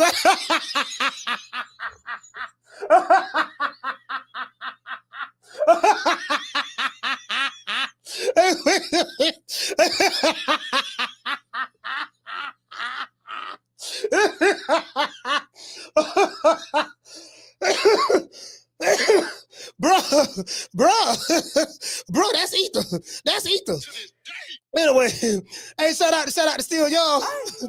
I'm dropping that. Bam, dub on your boy. he said, was hoping to run into you, coach. I saw a lot of gooch grease men staring at our big Crawford shirts. He said people lost a lot of money. Who got to the bag though?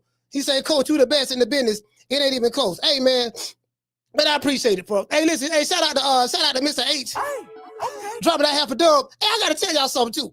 I saw Mr. Tomato Can in the chat, right? Shout out to Mr. Tomato Can. So me and Mr. Tomato Can, I met his lovely wife at the Fountain Blue. Me, him, and Steve Kim, and there was some other people up there, Brian Norman Sr. and you know, I saw James Tony. Nigga, listen, but I saw James Tony out there. And listen, bro, I was so happy to see, you know, I'm a fanboy of James Tony. And I was like, man, you can be a fanboy of the old school fighters. I was like, you know, James was looking at me like he wanted to punch me in the mouth, bro, because he always look at me, right? So I had to let him know. I waited while I say, look, man, I don't want no smoke tag. You know, you just one of my favorite fighters, dog. I got to get a picture with you. He was like, yo, what's up? Yeah, you know, yeah, that's what's up. Yeah, what's going on? Yo, come on. Yeah, we can do that. We take pictures. Everybody was crowding around James Tony wanted to take a picture with him, right? This lights out. B. Norman took a picture with him. No, we happy to see one of the legends. James lights out Tony, right? So Mr. Tomato Can, so Ellie sucker nigga nutsack had no walk by. I ain't see him. So Mr. Tomato Can came over to me laughing. He said, Coach, there go Ellie. There you go right there. You know what I mean? Bro, let me tell you something, bro. I immediately got a headache. Because I can't stand this motherfucker. I'm the type of dude, if it's somebody I can't stand, I can't even look at you. I don't know if y'all can relate to that. You ever see the motherfucker who you have such a deep disdain for that you can't even stand to look at him? That man showed me that out front. I said, man, I don't give a fuck about no goddamn Ellie, man. Fuck him. Because if he ever say something, if we ever face to face, and he say something to me, I'm gonna let him have it. Not physically, but I'm gonna let him know how I feel. You's a dick sucking white boy. You got calluses on your knees. You get what I'm saying? You keep KY gel in your back pocket, and you do it with no shame. That's what I'm gonna tell him. I'm gonna be very disrespectful. So people who I have disdain for, I'm not gonna be around them. Because I'm gonna tell you how I really feel. In your face. So he can't that way, fuck that punk motherfucker. I don't give a fuck about no motherfucker Ellie sucker nigga nutsack. I'm coming over here. I'm like, man, I don't give a fuck about it. Mr. Medicaid in the chat, he'll tell you. Listen, I had a whole attitude.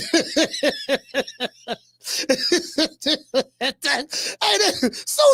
he pointed it to me, I'm like, bro, I had to turn my head to the side, bro. You don't understand. And shout out to Mr. H. He say, jumping to half a dub. He said, man, I gotta find that letter and read it for myself. Hey, shout out to Jethro. Hey, Mr. Tomato Campbell, he'll tell you. Everything I'm saying true. He'll tell you what I said. Oh, man, I'm like, man, I caught a whole attitude. Hey, Tomato Campbell was fucking with me. He was like, he was fucking with me. He was trying to get me. He was trying to get me riled up. That's what he was trying to do. But I say, man, man. Anyway, shout out to Jethro. He said, how come Crawford didn't get a shot versus Pac? Because that's simple. Bob Bam didn't want him to fight him. And Freddie Roach didn't want Bud to fight Manny Pacquiao neither. Crawford was told that if he looked impressive against Gene in 2015, that he'll earn a shot at Pacquiao. He delivered a 10th round on TKO. I don't know. I don't know about what he was told. I can ask him. Shout out to Shan. Okay.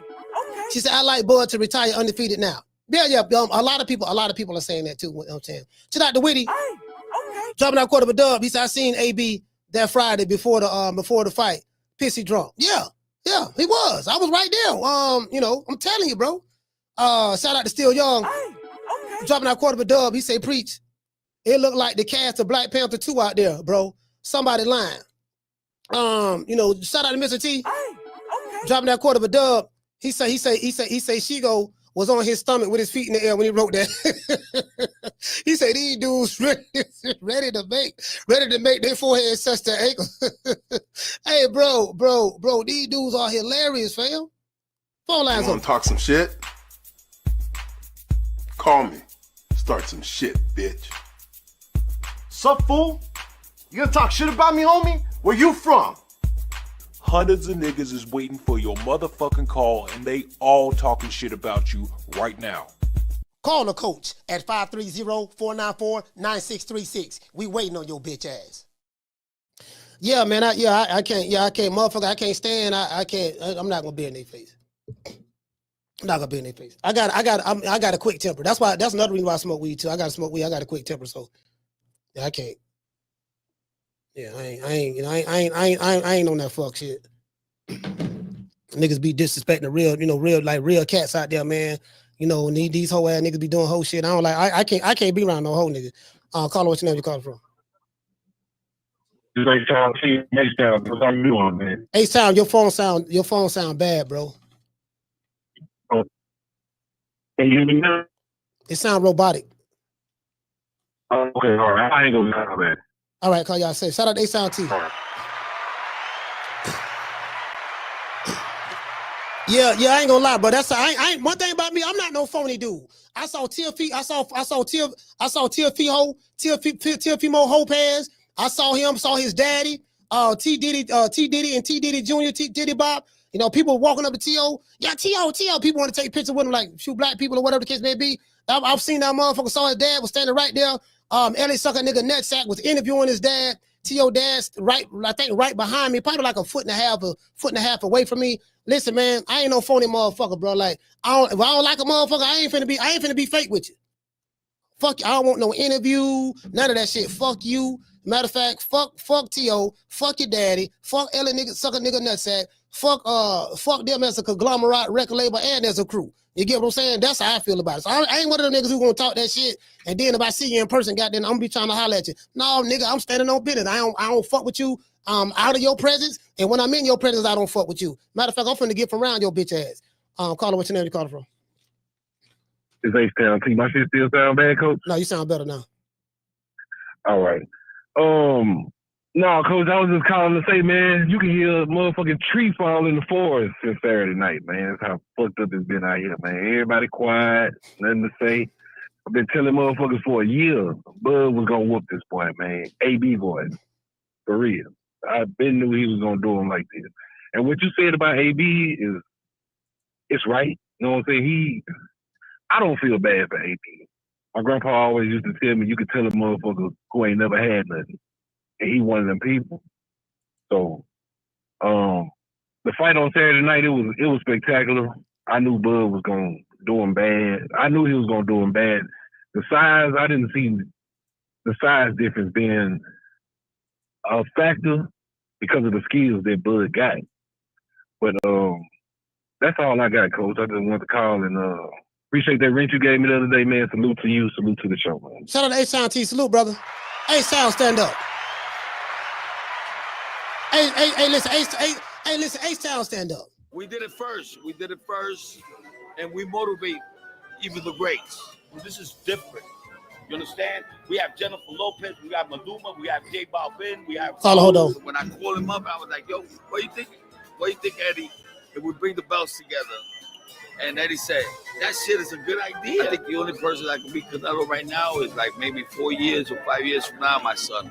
You know, like Triple G and Canelo and all these guys, they're bums, bro. They're bums. But once your people became undisputed, look how many champions we got that's undisputed now.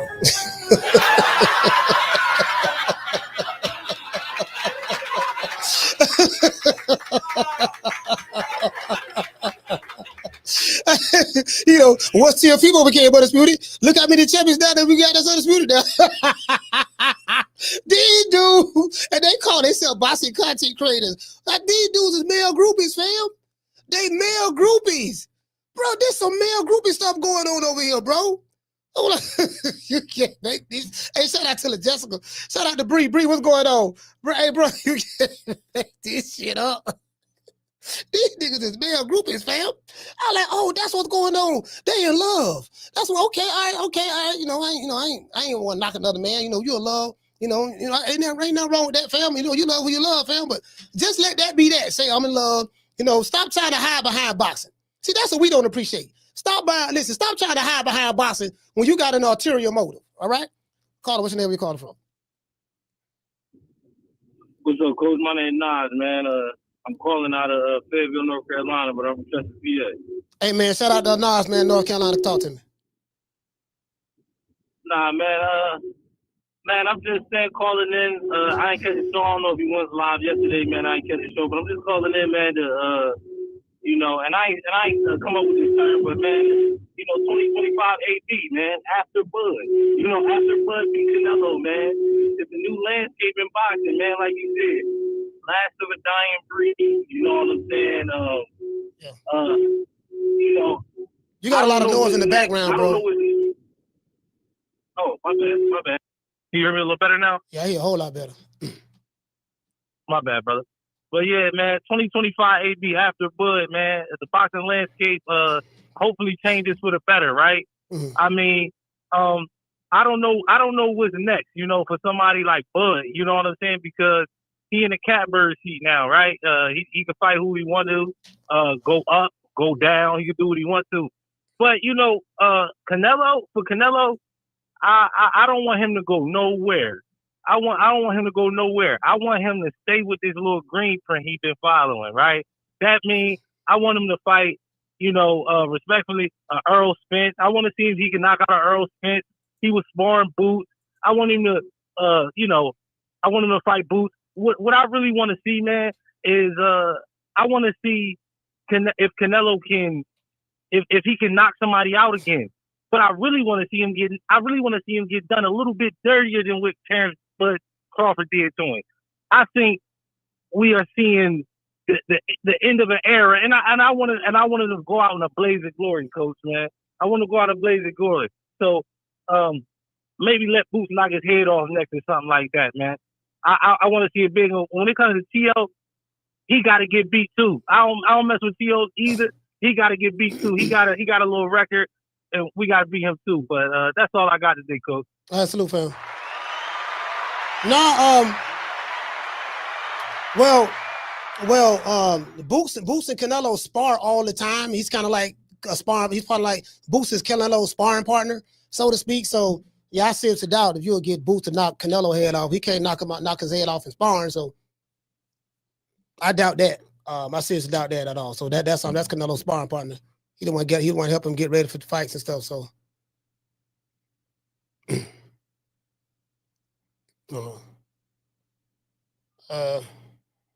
Y'all bear with me. Caller, what's your name? Where you calling from? Well, you from Detroit. Your voice sound, your phone, I don't know what you own, but it sounds like it's, say something again. Raymond from Detroit? Yeah, can you hear me now, Coach? You sound robotic. All right, I'll hang up calling that, Coach. All right, salute, fam. Shout out to Raymond from Detroit. Nah, I seriously doubt that. You know what I mean? Boots called Canelo, and Canelo confirmed it. He said, yeah, man, Boots just called me and said, hey, man, can I come in and spar and help you get ready, for your Crawford fight? I can show you some things, I'm a switch hitter and all that stuff there. And guess what? That shit didn't work. That shit did not work at all. Lord, it didn't work. Now, Blue Blood Sports TV was the first one to break that story. People were saying Blue was lying. Oh, man, Blue lying again. Blue hollering about doggone Boots got in contact with Canelo to offer his services to help him get him ready. Hold on. To help him get ready for Crawford. Boots lying. Blue lying. Guess what? They asked Canelo. Canelo said, Canelo confirmed every day Blue said. Canelo said, yeah, no, I know his brother. I've been working with him for years, and just this particular time, I didn't call him. I know calling him. And just at the particular time, he just reached out to me and he said, hey, I know you're fighting Crawford now, and I want to come in and help you, so you can beat them up. And, and everybody's making videos saying that this is the game changer because Boots is training with Canelo, because he's supposed to be Crawford 2.0 and all that stuff there. And so y'all remember all them videos they were making? When Boots was fighting Canelo, they were saying Boots was winning against the Cole. I say, man, I ain't got no problem with it.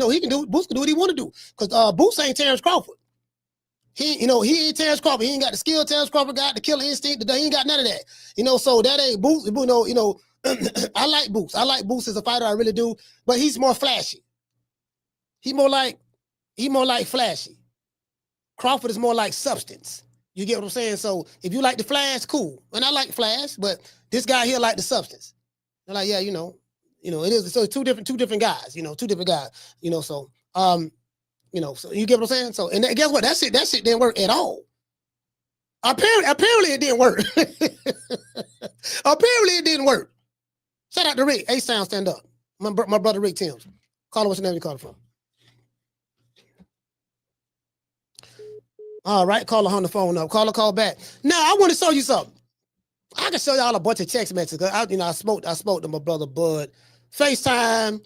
I was sending them text messages. I was reading some of y'all the text messages that I was sending him in the lead up to the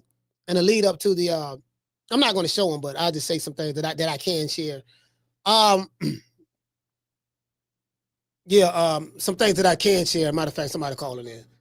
We were talking about Dragon Ball Z. Caller, hold on. Because I'm a big fan of Dragon Ball Z. Terence Crawford is a huge fan of Dragon Ball Z. So I'm telling Bud, I say, look, y'all know me. I'm always using analogies. I say, you know what, man, Bud, you going to listen. I was getting him some pointers on what to do. And so I'm one of the trainers. It's all been the camp. I say, Bud, look here, man. I've been watching this motherfucker, man. I've been watching Canelo, man. Look here, man. Check this out. Bud, everybody saying you chinny. Everybody saying you can't take no punch. Everybody saying you old. Everybody saying you I was telling him, I was giving him all bulletin board material. I was telling him what all the different YouTube channels were saying. I was telling him about some of the people who interviewed him, how they were talking about him, saying he gonna get knocked out in 5 and all that stuff there. And I'm telling you, bro, I was like, yeah, this nigga said this, that nigga said that nigga said that, yep, that nigga right there said this, yep, that cunt coochie nigga said, like, literally, that's what I'm, all jokes aside, right? Just giving them bulletin board, I say, this is what they saying. I say, Saturday, September the 13th, I say, man, you got to go Ultra Instinct Goku on this motherfucker. He said, what you know about Dragon Ball? I said, man, I've been watching Dragon Ball, man, since the 90s. So, okay, all right, yeah. He said, yeah, I like, yeah, man. We were talking about Dragon Ball Z. I'm dead ass serious, bro. I tell you what, when I interview him again, when I interview Bud again, I'm gonna bring that question up, and he gonna confirm what I'm saying to you in that interview. I promise you that. Carla, what's your name? You calling from? What up, Coach? This is Damon from Detroit. Damien from Detroit, talk to me. Yeah, man. I once again, I don't think Boots did nothing for Canelo. I think Boots did that for Boots to see where he could test himself to see how far he was on the level he was. And I think after the interview we seen, he like, oh yeah, Canelo sending people home and all this other stuff. Yeah. And I just think there's no comparison to Bud. Bud is a cerebral fighter. He's a throwback fighter. I just think it's no comparison. I think we need to stop trying to compare these dudes to them dudes of the past. They have more grit, man. It's a different school of fighting. Now, like I said, these new fighters coming up, Abdullah and JoJo and all them, that's a different breed. But these guys that the last little lineage of the Floyd era, I just think two things happened in that fight. I think Bud showed y'all what he really was about, or showed us, and I think we seen why Canelo ain't been taking them number one contenders. Yeah, well, as I said, Canelo's a great fighter, fam. I like Canelo a lot. He's one of my favorite fighters. And me personally, I'm gonna speak the truth on it. But what I like about Canelo, he's a very classy fighter. I don't agree with everything, but for the most part, man, he's not a representation of his fans. His fans are not a representation of him. When I say his fans, I'm not talking about all Canelo fans. I'm talking about the radical ones, and the racist ones, the bigoted ones that be on the BDA boxing channels and stuff like that. He's not representative of them. People who say that, like you'll see some people online who love Canelo, they say some of the nastiest things, and you'll hate Canelo because he's a fan of Canelo, but Canelo don't know this guy. He has nothing to do with this guy. So I would never say anything bad about Canelo, and I'm gonna always keep him at the highest regard and highest praise. The reason why is because the boy from Omaha, Nebraska, knocked him off. So if Canelo, I don't want his record diminished at all. I don't want him to go out on this sword, fight nobody else looking bad. I really don't. Yeah. I don't want to do nothing to diminish Bud's victory. Yeah, so Canelo earned the right to pick and choose who he want to, like Floyd said. Floyd earned the right to pick and choose who he want to. And guess what? Terence Bud Crawford earned the right. Y'all can't be moving the goalposts. I ain't talking about you. I'm talking about addressing those who saying they want to see him fight Benavidez tomorrow and fight King Khan the next day. No, if Floyd can pick and choose who he want because he earned the right, if Canelo can pick and choose who he want because he earned the right, then Terence Bud Crawford can pick and choose when he want to fight. If he want to fight me next for the money, I take it in a heartbeat. Facts. In a heartbeat. Now I ain't gonna lie down. I'm gonna be scared. I might be crying. I'm damn sure gonna be running. I'm gonna be running. But boy, I'm like, hey, look here, man. Cause I'm like, look, I'm just saying he can fight whoever he earned that right. So don't change the rule. Don't change the rule for Bud. You want to see these niggas want to put their fighters in the witness protection program. You don't want your fighter to fight nobody, but the nigga you don't like, you want him to fight everybody. No, it don't work that way. No, we're not dealing with the double standards. Man, Damien, Detroit, stand up. Yeah, we ain't dealing with that. Yeah, we ain't dealing with that. We ain't dealing with that. We're not dealing with the double standards. Y'all they want to start nigga splaining and all that stuff. No, we ain't doing no nigga splaining. No. He can pick and choose who he want to fight. That's right. Goddamn right. That's what you said. That's what you saying for Canelo. He just levels to this. Canelo, he can pick and choose. He can do what he want to do. You don't tell Canelo what to do. Guess what? You don't tell Bud what to do. Carla, what's your name? You calling from? Coach, this Woody from. Man, bro, I swear to God, I ain't heard nothing you saying, fam. Your phone sound terrible, bro. Sound like it's breaking up. You hear me? You hear me? Yeah, you got to call back, fam. You got to call back. You got a bad reception, brother. All right.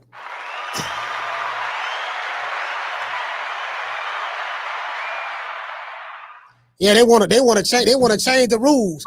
Shout out to Mo Easy, Broward County, stand up. Shout out to Hannibal. Carter, what's your name? Where you calling from? Hey, what up? This is Coach Eddie from ATL. What's happening? Coach Eddie, talk to me. Yes, sir. Hey, like I say, I'm still feasting on the victory. I rewatched this fight again. I probably watched it about 10 times. It's like watching the movie that it's the gift that keeps on giving. So I want to just say thank you, Bud, for what you did to Canelo. You did your thing, man. And I also want to say that Bud did a great thing for boxing. He was an ambassador for the sport. He freed up a whole division because Canelo was holding them belts hostage, and everybody didn't want to fight each other because they all wanted to get the Canelo sweepstakes. So now the belt is gonna be freed up. Cause Bud gonna do his thing, whatever he decides to do. Whatever he I don't see Bud holding the belt up. That's right. Whatever he decides to do. Whatever Bud want to do. He can fight whoever he want to fight. He can fight an expedition. You know, he can do whatever he want to do. Bud can do it. Bud gonna let them belts go and let everybody else, get, he speed the division up. It was like Canelo was like a clogged drain, man. And you just, no matter how much you plunged it, you just couldn't get the drain to go away. So Bud did boxing a favor, man, by just stripping the belts off this dude. But the dude was picking and choosing the whole time, pulling guys up, ducking mandatories, just doing all kind of fight. People been chasing the dude for years. He making excuses. You ain't fought nobody. You're a horrible fighter. You got to do more. You got to fight X, Y, all these roadblocks. And for Bud just to do all that in one swoop, it's a good thing for boxing. It's just like the 168-pound division just been constipated, man. And Bud was the laxity. Just let all that nonsense just clean it all out. Put the castor oil on it, man.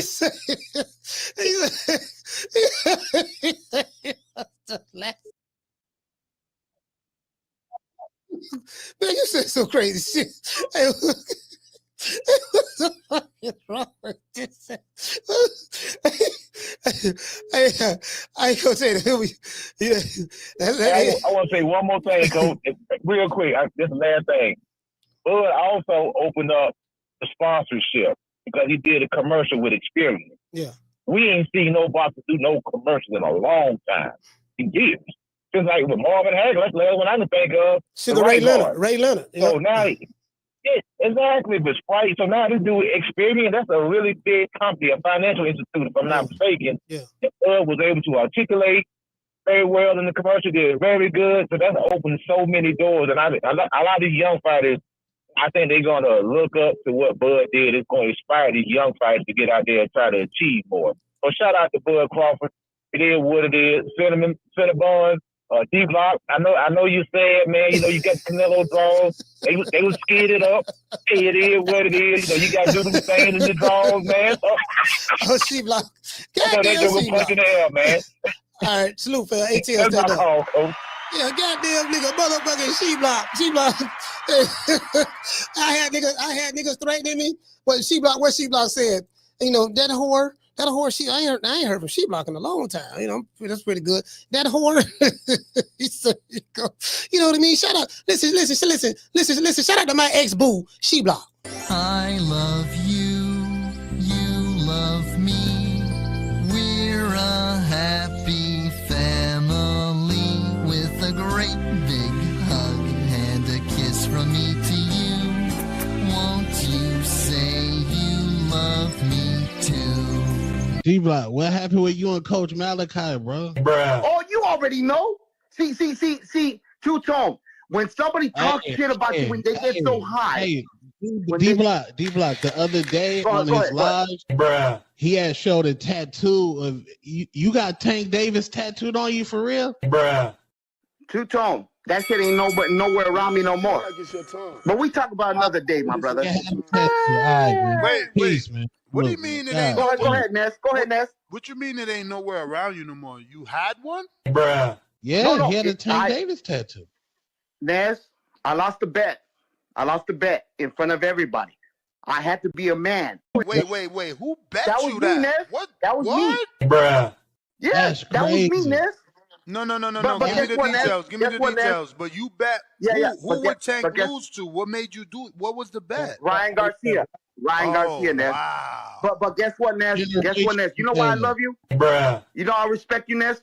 Because I ain't a person like Coach Malachi that calls me out and calls me a taco and a burrito, a racist cup that he is, and I go at him. But guess what, Ness? He'll cut me off before I go with him on the live. Because he's a bitch. Bruh. And that's what I'm going to say like that. Coach Malachi, a good brother. That's a good brother right there, man. Motherfucker. He put you on, bro. You know what he does, Two-Tone? Bruh. He changed put you himself. on, He Sam. changed his hair. That's wild. Changed his beard. Bruh. Trying to be a fucking young ass motherfucker. He ain't about shit, brother. But he can't fuck with me when it goes to a live.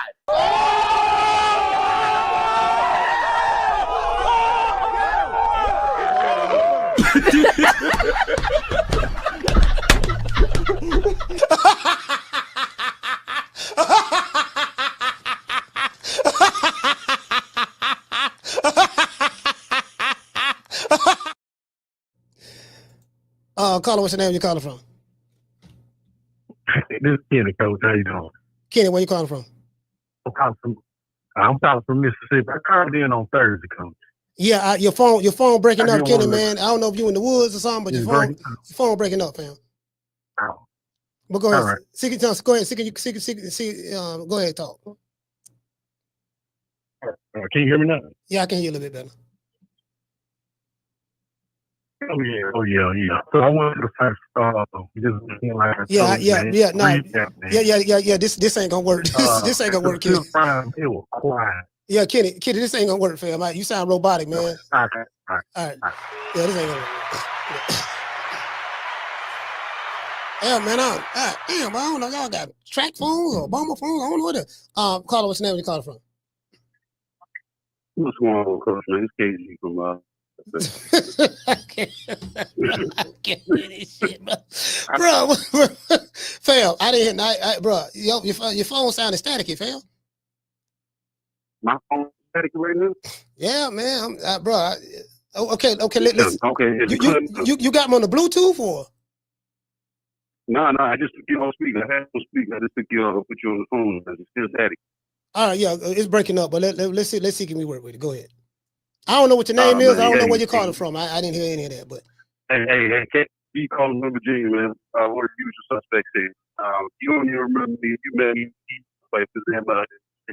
I heard usual suspects, fam. This ain't gonna work, fam. I can't hear nothing you saying. All right, salute, fam.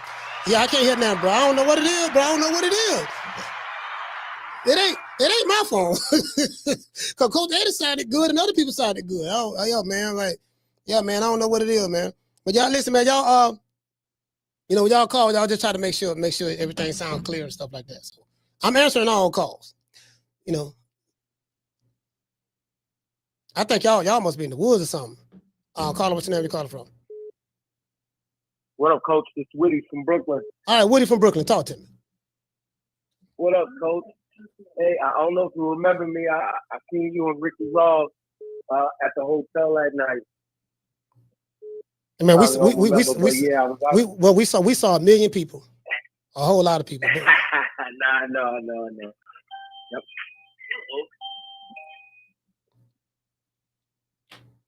Hello? No, I'm here. No, but I wanted to comment on basically the fight. How people talking about that it wasn't packed like that. Whoever said that, obviously they probably wasn't in the spot that night, but it was crowded out of mind to the point where I had to take 2 of the plastic forks just in case something jumped off. It was so crazy out there, but I felt as though Bud put on a classy fight and made it undeniable that he won the fight.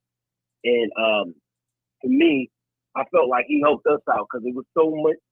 Out of all 70,000, it had to be at least about like 60,000 people for Canelo. And when I tell you, like from the start of the first bell all the way to the end, quiet. I thought it was going to jump off. But by him demolishing them, I'm telling you, when we left out, like nobody had any static. It looked like a freaking tell them how quiet it was. Tell them how quiet it was when everybody leaving the arena. Listen, man, it looked like somebody died. I ain't gonna hold you, Coach. Serious, I thought it was gonna jump off. Listen, when Canelo came out, they were screaming so loud, my ears was ringing, right? Yeah. So once the bell started, to the end of the fight, I only heard them yell about twice. 2 to 5 times. And And 2 of those times was him hitting the glove or him hitting the elbow. Man, listen, the coach, I thought it was gonna go down, but I think that Bud beat him so obviously they had to accept it, dog. I'm telling you, bro, he beat him so good that they had to accept it. They were sad and just walking out. It's like, oh man. Hey, that's how you know he lost, cause bro, like everybody was just so quiet. They were like, they were looking sad. But Ellie sucker nigga next I told Canelo, yeah, Canelo, I had you winning. I had you winning. I had you winning 9-3. He said some 9-3 or 8-4. Ellie, I scored it for you. Of course you did. Boy shot him a bird. He said, I scored it for Canelo. Boy looked at him and started laughing. He said, yeah, I bet you did. Exactly. He's one out of 70,000 people that told that. Listen, I'm not gonna lie. That whole weekend, I'm looking around. I'm like, oh, it's probably gonna go down. I said, epic though. To go down, I'm going down with Bud. You heard? Word. But like, being that Bud beat him so bad, I think they respected it. Because I probably only seen about like 2 scuffles in it. And believe it or not, that was with people that was going for Canelo. They was going at each other for whatever else. But yeah, man, right. Bud did his thing, man. All right, for sure, man. I appreciate the call, coach. Yes, sir. Salute, fam. Yeah, shout out to Woody, man. Yeah, mom. Yeah, hey, listen. Hey, check this out. Just imagine if She-Block and Ellie sucker nigga. Hey, hold on, to put it this way. Just imagine if you had 3 judges, right? Just imagine if Turkey Island hired She-Block, Ellie sucker nigga nutsack, and Boston Shigo. Boston Shigo. Or Boston Shigo is one of the judges as the judges that night, right? You know, Crawford could have got a knockout. Canelo still would have won. The judge said he won. Yeah, Crawford got the knockout, but really, it wasn't a knockout. It was a slip. It was a slip. You know, dude, we got it on film. Like everybody say this. 74,000 people, 70-some thousand people watch this man get knocked out. Yeah, but according to my scorecards, it was a 118, 110 for Canelo. And I'm like, bro, my nigga. Hey, listen. I mean, it's bad enough. And listen, it's bad enough. It's bad enough. It's bad enough that Carla, hold on. It's bad enough that you gotta deal with the cheating ass judges off the rip. Just imagine if you had one of these goddamn male groupies as the judges. You hit this man 100 times, he landed 1 punch. And the guy who landed 1 punch, he gonna give him. He won that round. He landed 100 punches, but that 1 punch was the equivalent of 200 punches. You get what I'm saying? Carla, what's your name? You call it from? This is Robbie. Can you repeat that, please? This is Robbie from Nashville, Tennessee. Yeah, I heard Nashville, Tennessee, fam. But can you? This is what I want you to do. If you're watching me on the TV, turn the volume up on the TV and talk so you can hear what you sound like, so you'll know what I'm hearing.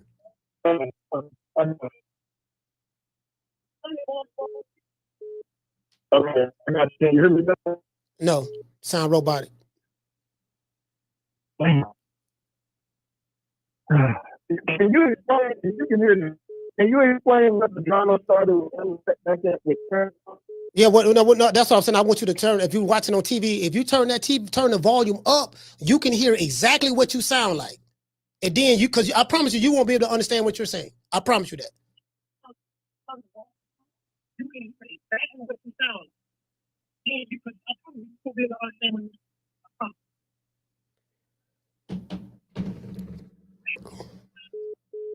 All right, he on the phone though. So yeah, man, I can't hear it, bro. Like, this shit sound robotic, fam. Carla, what's your name? You called it from? What's going on, Coach? Can you hear me now? I had to call you from a landline. It's KG from you. All right, you know what? Hold on. This got this. Okay, so everybody should keep doing the same thing. Let me do this. Hold on. Let me do this. It's on that. See this. Let me turn off the Bluetooth. You called me from a landline. All right, let me turn this back on.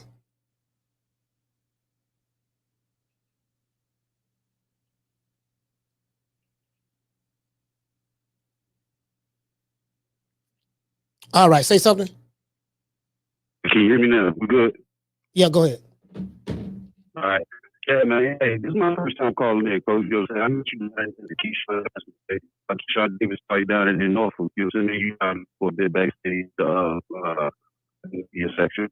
No, but I'm calling because I'm hearing about everybody, you know what I'm saying? We salute Bud and everything. And we tell him, you know, we talking about Canelo. I'm not getting credit, man. He's had that guy since he was 3 years old, man. And every trainer aspires to give him world champion at one point in time. He had 3 times undisputed. I was just wanting to call in and shout out Bo, man, for being a part of Bud's camp since the beginning. Okay. Yeah, all right. Yeah, I appreciate you, man. I still had trouble listening to you, but I just wanted you to talk. But I appreciate you, brother. Thank you.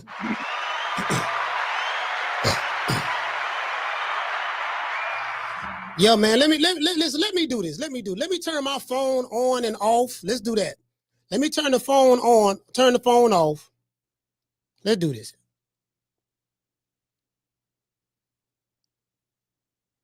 Let me turn the phone off, then I'm gonna turn it back on. I'll read the super chats. I had to turn the TV up. I said, let me hear what it sounds like on the TV. Let's see. Shout out to Lady Shan. Hey, okay. Dropping that $2, dropping them 2 pounds. What you say? You say this is Shan when she meets Floyd after my God. Yeah, listen, Shan, it ain't nothing wrong. See, let me explain something to everybody in the chat. Hold on.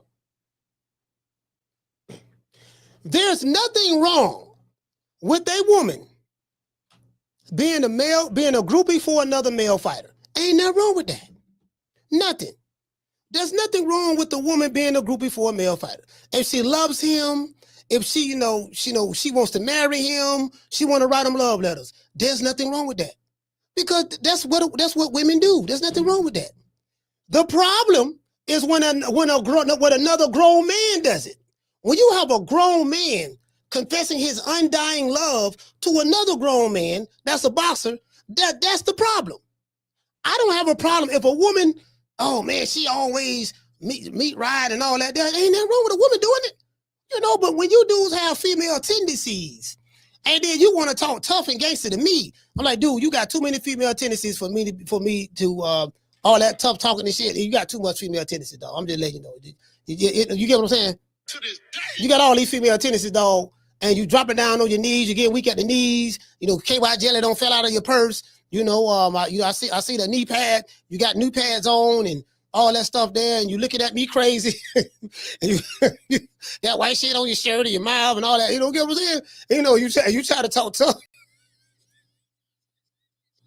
You try to talk tough. I'm like, nigga, I swear to God, boy, I can think, fam, look, listen, you too old to be doing this, bro.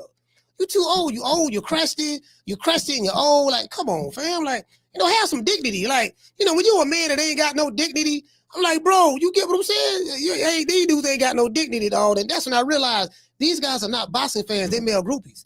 I'm calling, what's your name? You calling from? What's up, Coach? It's Mitchell from Chicago. Mitchell from the Chi, talk to me.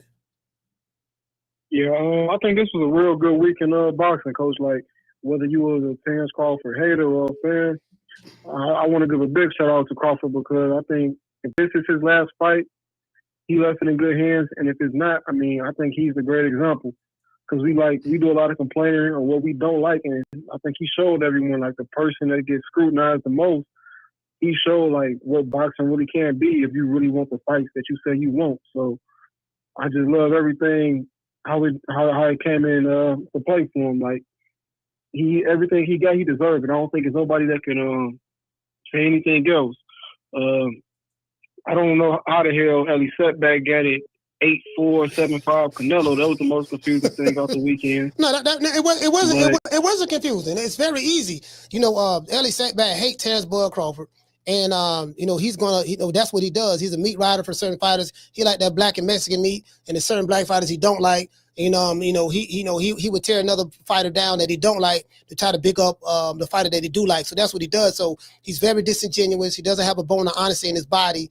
And you know, he's a meat rider, you know, and that's what he does. And you know, he can't, you know, he doesn't have a level of objectivity in himself. You know, this guy is extremely he's extremely cum drinking, biased YouTuber, and that's what he is, content creator. So, and shout out to you too, Coach, because a lot of stuff that you been saying over the years, I was like able to see it in its totality this weekend. You pretty consistent with your message. You know, I'll give you that. But man, big shout out to Bud, man, his whole team, and thank you for taking my coach call. I'm gonna fall back and salute to your true media. Man, shout out to Mitchell, man. Chi-Town stand up. Matter of fact, as a matter of fact, in the spirit of Chi-Town, you know, R.I.P. to the legendary. And y'all already know what it is. R.I.P. to the legendary Bernie Man. Who you think he is? DJ Quick? No, huh? No, I ain't saying Kid Capri? I didn't say huh? Oh, you must be Jimmy Walker. Blue, you ain't nothing. You don't deserve nothing. You don't get nothing. You get what I give you. I got a contract between me and you that say you do what I tell you to do. Therefore, shut up. Don't say nothing. Don't speak to me. Don't look at me. I just want money. You know, I just said. Blue, if I raise up, gonna be trouble. Trouble. I'm walking off. All right, caller, hold on. Let me read the super chat. Shout out to Mr. Ham. He say, Coach, they're messing with your phones yesterday's show. Okay. Shout out to Kendrick. Hey, okay. Dropping a half a dub. He said, shout out to the channel, Coach. He said, appreciate you not being a hater like the other channels. You know, I'm gonna hit the line a bit. Yeah, you know, listen. I hate haters. So, you know, I am a hater, but I hate player haters. Anybody that's a player hater, anybody that hate a true player, I hate them. You get what I'm saying? So, well, I ain't gonna say hate. Hate is a strong word. I ain't gonna say hate, but you know, I just dislike them. I don't really like these guys that much. I ain't trying to be friends. I ain't trying to be down. I ain't trying to be none of that there. Fuck them. Fuck every last one of them. You know what I mean? That's what it is. I'm standing. One thing about me, I'm gonna be consistent. Y'all gonna see me every day at 3:00, Monday through Friday. I'm gonna drop videos and stuff like that, and I'm gonna be on point. I have integrity. These dudes ain't got no integrity at all. They'll just lie. It's all about clicks and views and telling lies and stuff like that. That's what these dudes do. But that's how they make their money. That's their bread and butter. So, you know, when a guy is willing to lie on somebody else, even if I don't like somebody, I'm not going to lie on them. You get what I'm saying? Yeah, I don't like the nigga, so, but I'm not going to sit here and just put bold-faced lies and consistently do that. This is what these dudes do. Now, one thing I will say, I admire their consistency. You have to admire someone who wakes up every day consistently. His whole sole purpose in life is to hate on you. So I said, these motherfuckers are dedicated. You got Terence Crawford got dedicated haters. Canelo Alvarez have dedicated haters. These mothers is dedicated haters. I'm dedicated to hating you. No, you know what I mean? No, you know what I mean? Listen, I'm dedicated to hating Terence Crawford. I don't like him. You know, I don't like him. I don't not like nothing about him. And I'm like, sir, okay, you don't like him. Okay, that's fine. You have a right to like who you want to like. You don't like Canelo, you have a right to like who you don't want to like. And if you're a fan of Canelo and you got mad and you switched out on Canelo because he lost to a black fighter in Terence Crawford, you was never a fan of Canelo. You was a fan of nationality. True. You everything, bro. You dudes are everything. And I hate to say this, but it's true. I gotta tell the truth. You everything Dante's Boxing Nation and Aki TV said you were. I'm saying for the other side. For this side right here, you're everything that Coach Malachi said you is. True. I don't study you niggas. You niggas are consistent. Y'all, one thing I say, y'all consistent now. A leopard don't change his spots, and a zebra don't change his stripes. Caller, what's your name? You calling from? This is Raphael from Nashville. Raphael from Nashville, talk to me. Man, I've been torturing Ellie all day on Instagram, man. I don't know where this stuff came from with him trying to ride Danny Garcia's nuts or whatever. But every time he make a post, I've been torturing him all day. I just want you to know that. But also, do you have time to break down where all this started at with Ellie and Terence Crawford? I don't know exactly when it started, but you know, Ellie was pro PBC. So this what it was, right? This what it was. When Terence Crawford was at 140 pounds, 35 pounds, 140 pounds, Boston Shigo was a huge fan of Terence Crawford. a lot of these other black YouTube channels and other non-black YouTube channels, they used to like Terence Crawford. They were fans of him. Now, Terence Crawford have a huge Mexican fan base, whether people don't believe, like people don't understand that, but he do. He got a lot of Mexican fans, a lot of white fans. But they, when Terence Crawford moved up to 147, PBC had control of the entire 147 division, right? So because Terence Crawford was not signed to them, you know, Al Heyman did not want him to fight any of his fighters. So Terence Crawford fought PBC fighters at 135, at 140. He was fighting them. But when he went to 147, it was kind of like, you know, a lot of people was down with the PBC at that time. So when the PBC didn't like him, when Errol Spence jumped on the stage, Sean Porter was fighting. Sean Porter fought Danny Garcia. And it was the lead up to that fight. I never forget, 2018, because I had this discussion with Bud, Bomac, Coach Red, and Bernie.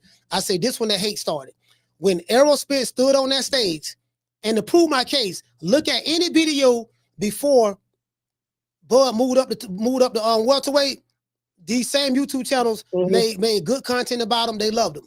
But when he moved up to 147, Errol Spence stood on that at the podium at the press conference, and he said, "Man, Terence Crawford on the wrong side of the street. Terence Crawford on the wrong side of the street. You know who he fought? Who he fought? He ain't fought nobody." And he went to talking about, you know, I fought Chris Algieri. Who he fought that was better than Chris Algieri? When Errol Spence did that, and then Derrick James was in the crowd championing him, all of those guys who was getting press credentials from the PBC, like Fred Coonthorne or Barbershop Conversations, like Ellie Sucker Nigga Nutsack, Bossing Shigo, just all of those guys, right? Some of the members of the LDBC at the time as well. They seem like they back right now, but at the time they was, right. All of them turned on them. So that's that's what I noticed. Now, as it relates to Ellie, I don't know exactly when that started with Bud and Ellie. I don't know when that happened. Okay, I appreciate you, bro. All right, salute, fam. Put this ball, man, taking the easy man. Find another ball. Put this ball, man.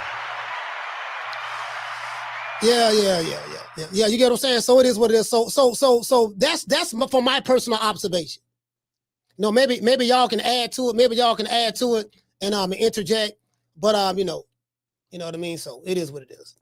You know, but that's my personal observation. Cause I had to go back cause I found videos. I even found videos where, again, I don't know when the boy. I don't even want to ask Bud about no Ellie. Fuck him. I don't want to get that motherfucker no shine on that interview. But I'm telling you, bro, cause I was looking at all these interviews. That got videos of Boss and Shigo in Omaha, Nebraska, and he was the biggest Terence Crawford fan. But I don't know, maybe he wanted to eat the meat, and Bud didn't want to let him eat the meat down to the base, and so he probably just got mad, and then he jumped on. Then he dudes went from jumping. They went from jumping from. You know, they went to pogo sticking. They went to doing the pogo stick on the stick. You know what I mean? They were doing the pogo stick on the stick, jumping up and down. And I'm like, man, that's what because I came on the scene in 2021. When I came on the scene, the smurtification campaign was in full effect. You know, like that's what I remember from 2021 on up. Since I've been on the scene, that's what I remember. And I had to go back and do some research, you know. Caller, what's your name? Where you calling from? Hey, Mo, what's good with you, Slim? Ron, boy. Good with you. The hate really started when they were talking about the pound for pound list. What year that was?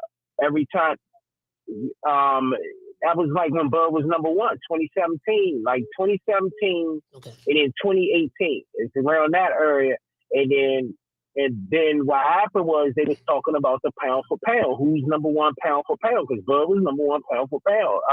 And so Ellie, they used to say, oh, well, he didn't fight nobody because him and fucking and Robert Garcia used to get into it about Bud. And then so that's when it actually started. It erupted and hit a zenith when PBC signed that Fox deal and the motherfuckers was all drunk at the motherfucking joint. When you just said it, They were all drunk at the Barclays because all of them was eating it. They was eating. They was like, oh, we just got some money from Fox, and then they made it their duty. One of the agendas from Fox was to shit on Bud. They knew exactly what it was. We're going to shit on Top Rank's best fighter, and that was the agenda. And then them Bammers over there, at all them motherfucking them LGBTQ bammers over there started hating on Bud because he didn't sign the aisle. How you gonna sign somewhere if it wasn't never an offer? I can't understand this concept, huh? It was never an offer for Bud to go anywhere. So that's when it really, but basically, yeah, you right. But they all started with Ellie is all for that motherfucker pound for pound list. Ellie used to always shit on Bud being number one pound for pound. He was like, oh, Tank should be number one over Bud. Everybody was number one over Bud. Everybody. They said the Bama said Benavidez should be number one. Benavidez said, I ain't even a top 10 pound for pound fighter. Son, calm down. Like Ellie is terrible, man. I told you the story about me and Shakur when me as I was like, Shakur, why you interview with that sucker? He a straight sucker.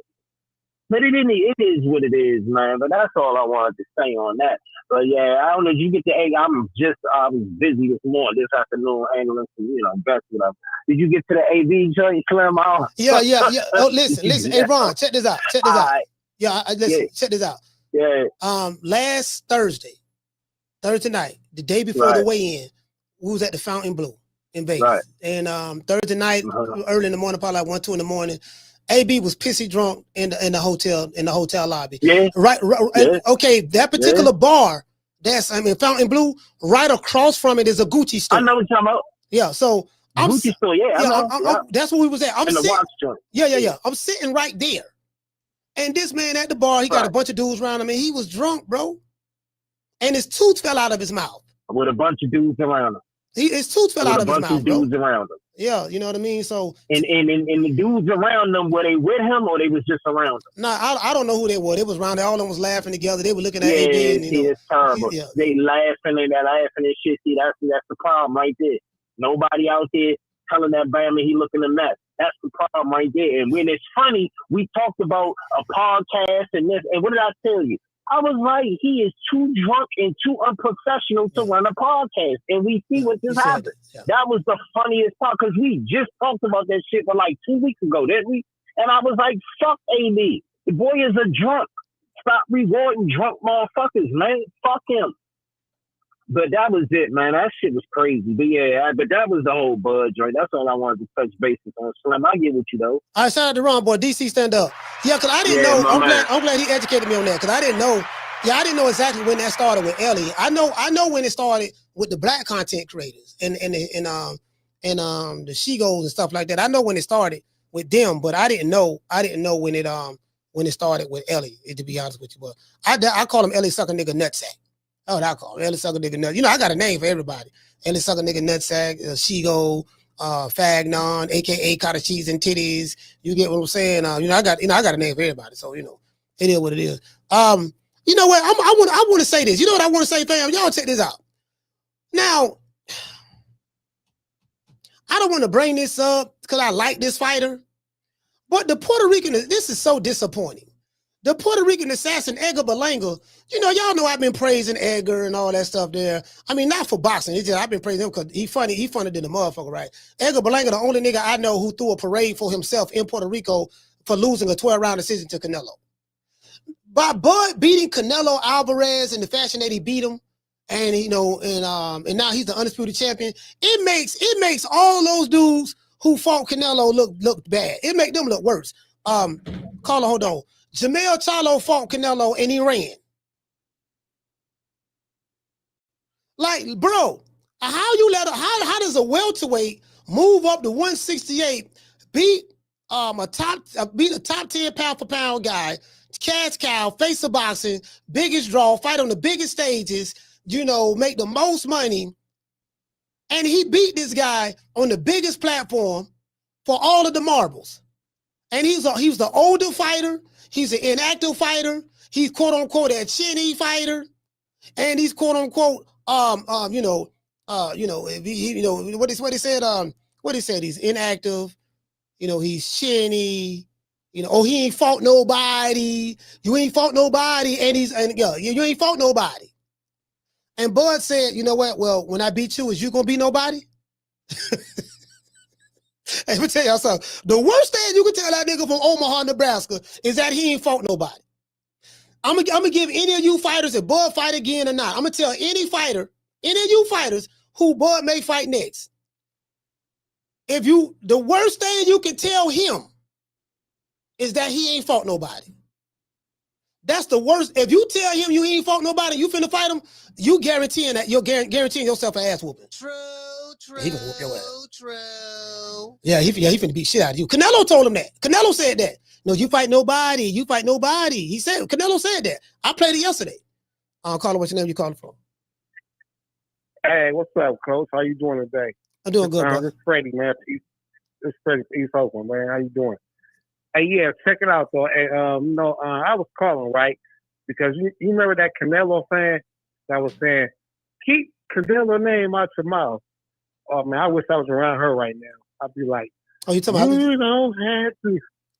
Talking about Lisa. Yeah, I played it yesterday. Her name is Liza. I think Liza, yeah.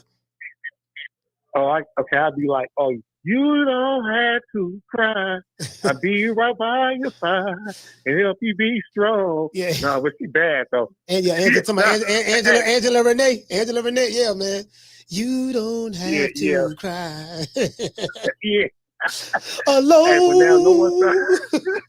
I will be right by your side to help you feel strong. Baby, dry your eyes. Oh, that's my song, boy. Oh, don't get me started. Don't get me started on my song. You know what I mean? Yeah. Yeah, yeah. And do you know what, though? I'm kind of concerned about AB, though, man. For real. You know, he needs to get his shit together. Straight up. For everything. Man, that man ain't getting shit together. That's all I gotta say, folks. All right, salute for that. Yeah, that man ain't getting shit together. Only thing he finna do is AB finna go to the liquor store. He finna go to the liquor store in a minute right now. Caller, what's your name? You calling from? Hey, Coach, it's Jerry from Tampa. Jerry from Tampa, talk to me, fam. Hey, Coach, I ain't really been on that much because I'm getting out late at work, but today I just found out one of my coworkers is aerosexual. He was telling me he thinks Crawford was, taking PEDs, even though they were drug testing. Hey, but I want to say something real quick for the viewers' perspective on the fight. So, the last time that I can remember somebody did what Crawford just pulled through was when Leonard went up and fought Hagler. And a lot of people, that was a 50-50 fight. A lot of people felt that Hagler won. And before that, I mean, you had Felix Trinidad, he's from my country. Best welterweight, I think, in the 90s, and he tried it. And, we saw what Bernard Hopkins did to him. Before that, you had... what was his name? You had boxers in the 80s and the 70s and the 60s. Jose Napoles, I think he was the best welterweight in the 70s. He went up and Carlos Monzon took him out. The last time somebody did it convincingly was probably in the 40s. I don't know, maybe Sugar Ray Robinson when he went up to welterweight. Well, he brothers in the company of Henry Armstrong and stuff like that, jumping up 2 weight divisions to beat the guy 2 weight divisions bigger than him and stuff like that, 3-time undisputed. So he's in company like that, and but I get what you're saying. But shout out to Jerry, man. Tampa, stand up. Yeah, Henry Armstrong. It's a couple of more of them old school. Now you got to go back. You got to go back in the time. You got to go way back. You know what I mean? I know Henry Armstrong was on that list. It ain't but a few, bro. It ain't but a few that did that. 5-division world champion, 3-time undisputed. Bro, and there's a reason why. There's only a few done it, Carla, hold on. You had fighters that move, like Ray Robinson them and Henry Armstrong them. Now, this what make what they did so unique. They used to go up in weight, challenge the bigger guy, and then they'll come back down in weight and defend their titles and stuff like that. You very seldom see a guy of this era. You won't see a guy in this era. Once they move up, they ain't coming back down. That's like that'll be the equivalent of Bud going up to 168 to fight Canelo, but then I'm gonna come back down to 147 to welterweight to fight some of the welterweights there, or go down to 154 and fight somebody that go back down. Like them do, and they fought 15 rounds back then, and they had same day weigh-ins. Smaller gloves, 15 rounds, same day weigh-ins. Brutal. Carla, what's your name? You calling from? Hello? Carla, what's your name? You calling from? Virginia. What's your name? Malone. Malone from Virginia. Talk to me. Yes, I want to say Terence Crawford. You know, if he would have lost this fight, you would have had a lot of people making excuses like they're doing now. You know, and they wouldn't have been accusing him of using performance enhancements and all of that stuff. You know, because you have other snack fighters that's not as successful. So it can't be just snack. What is, do you know what snack is? Yeah. Yeah, snack is just a supplements. I have snack in my closet. Yeah. I have snack in my kitchen right now. I take amino acids. I take many different supplements. I take olive oil supplements, fish oil supplements. I've taken creatine before. I've taken different kind of amino acids, different kind of just different kind of supplements. That's all snack is. It's no different from any other supplement. Yeah. So if he was on snack, so okay, what's wrong with that? Yeah. Nothing is wrong with it. It's not illegal. Yeah. And I'm saying that's those type of excuses that people are using when it comes to Terence Crawford. You know, you got a lot of Terence Crawford haters out there. And they call themselves boxing fans, but they don't understand the sweet science. No, you know what? These guys, this is the thing, right? I've heard a dude say, man, Terence Crawford was running. And I'm like, fam, do you know what boxing is? Do you know what boxing is? Like, listen, when I heard somebody say that, I see if Terence Crawford doing what Devin Haney was doing when he fought Jose Ramirez. He wasn't doing that at all. And contrary, he was doing the total opposite. When you box, you got to know how to work angles, move your feet, have great footwork, be light on your feet. You get what I'm saying? You got to know how to work the angle slip. Like, if you watch that fight with Crawford fought Canelo, that's what you call a boxing clinic. That was a boxing masterclass. Listen, he did such a great job. A New Way the Monster, we haven't even covered him yet, but A New Way the Monster he just beat MJ. And he beat him in a 12-round decision. And A New Way said that he actually watched the fight, Terence Crawford and Canelo. You know what I mean? And he actually watched that fight, and he was inspired by that fight. Because A New Way is known for fighting, trying to get motherfuckers out of there. But MJ, he got a good punch as well. So this is the guy that Eddie Hearn said that he was ducking. So when they don't like you, they will visibly lie and make up anything, to support their dislike for you. There's not an honest bone in these guys' body. And that's just reality to the situation. Yeah, just like Floyd. He come up under this same scrutiny for saying, the boxing is to hit and not get hit. And he was accused of running. Yeah. All right. Well, shout out. What your name is again? Malone. Shout out to Malone from Virginia. Salute.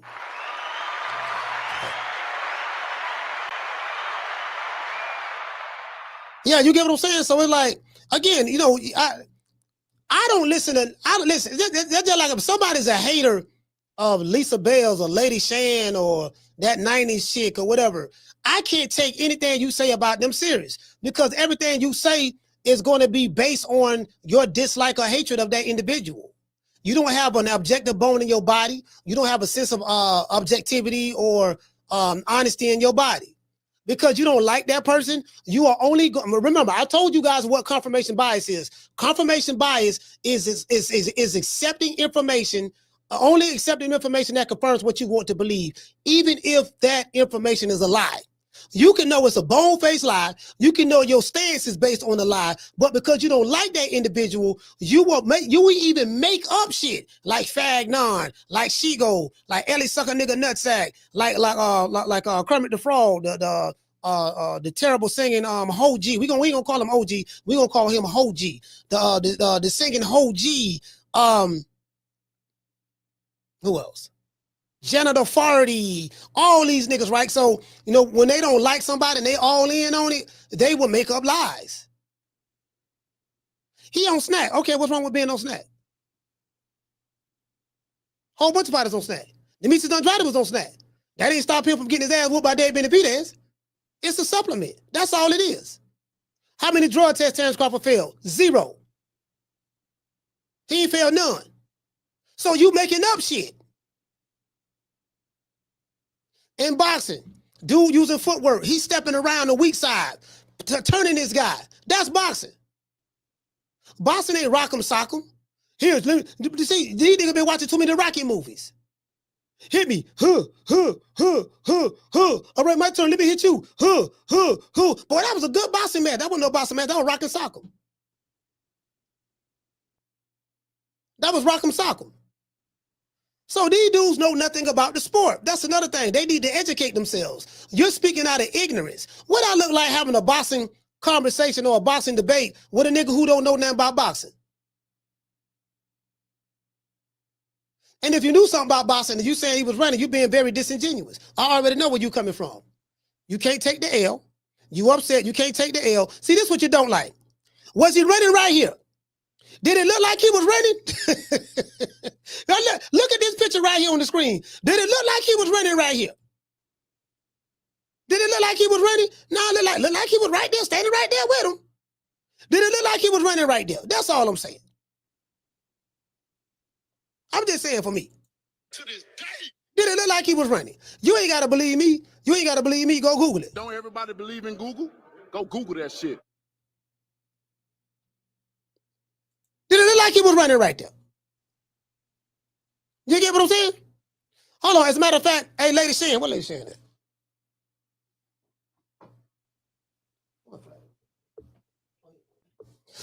Now, some of y'all wasn't here yesterday, right? This is my Mexican flag. I ain't gonna lie, man. This is my first Mexican flag. I like this flag. I'm wearing this bitch to the parade. When Bud have his parade in Omaha, I'm wearing this bitch to the parade. I swear to God, I am. Y'all see this flag right here? Viva Mexico. Y'all see that? See, I think I got it the wrong way. I ain't got it wrong. You know what? I'm tripping. I had it right. Y'all see this flag though, right? Let me tell y'all the story of this flag.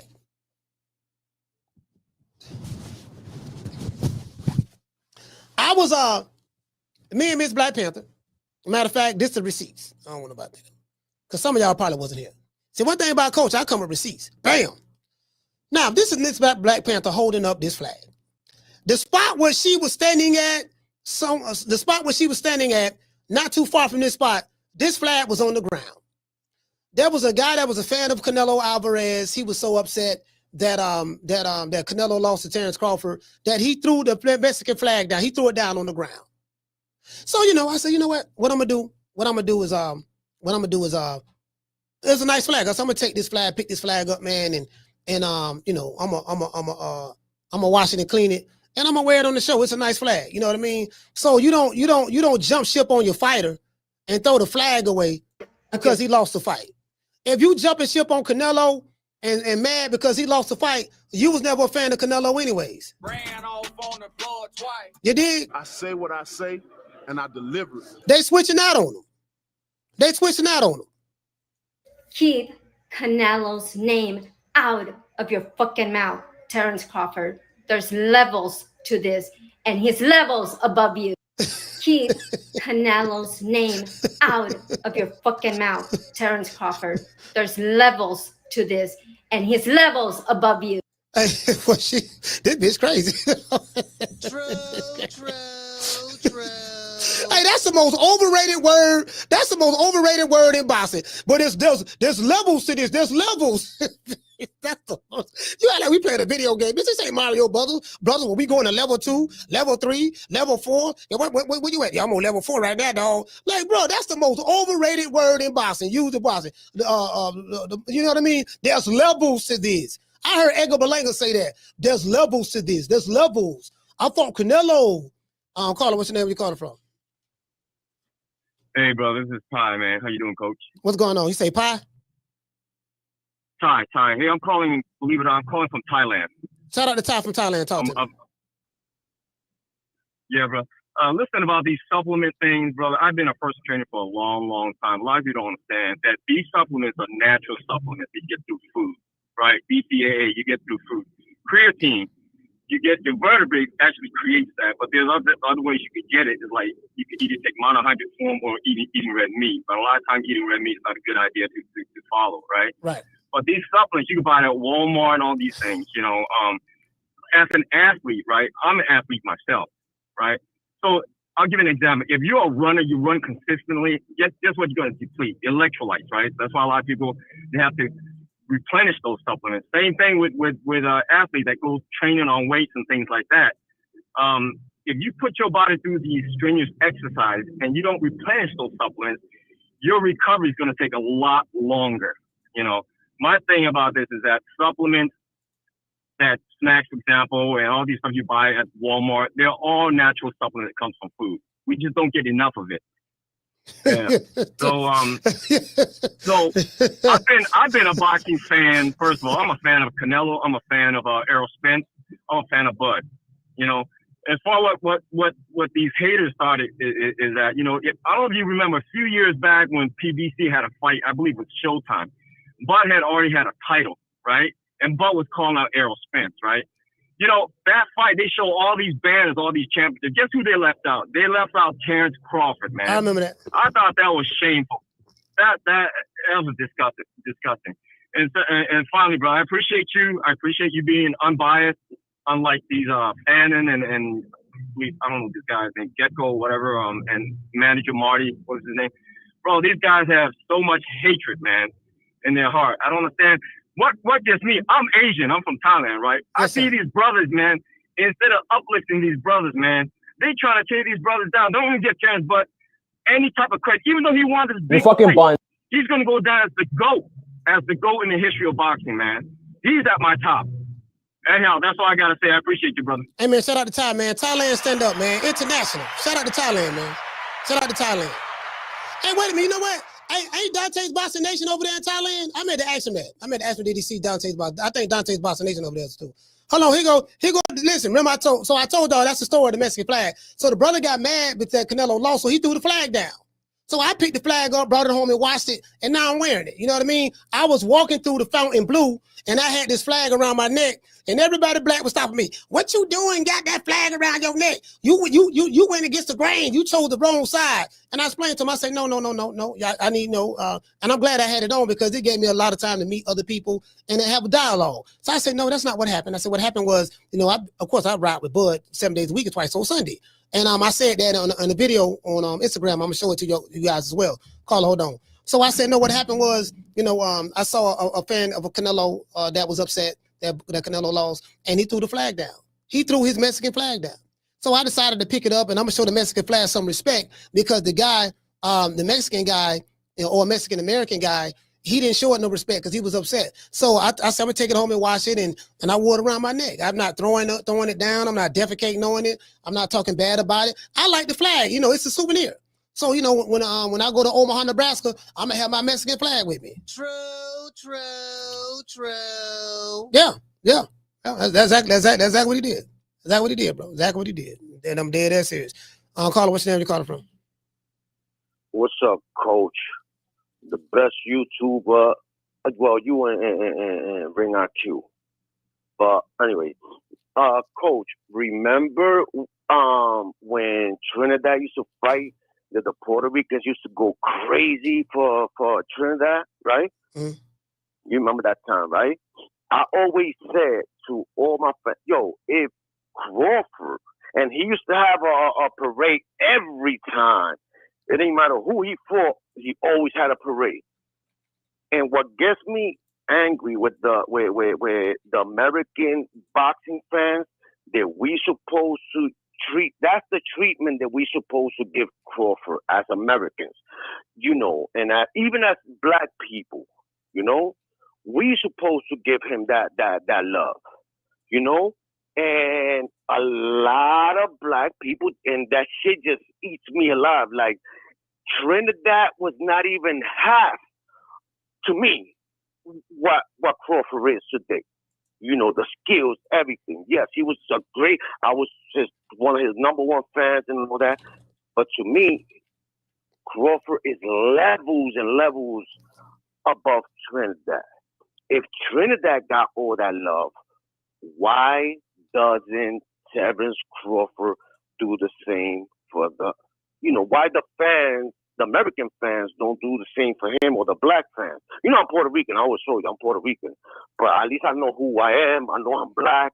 I'm just Puerto Rican from Puerto Rico, you know? But I know our history. But anyway, it's just that shit just kills me, coach. It just, I don't know. It just does something to me inside, you know? I know you understand this. And you know, and you and all the other YouTubers, I wish that y'all will, after this, y'all keep, you know, pushing him. Even if he's not fighting, pushing him. Push it to their face. Fuck these assholes.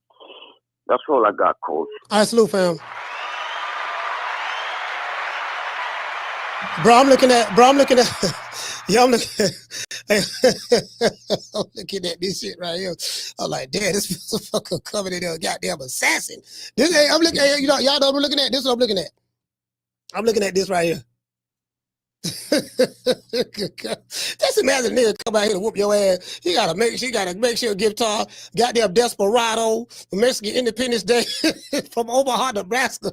This with braids. The man got braids. He walking to the ring.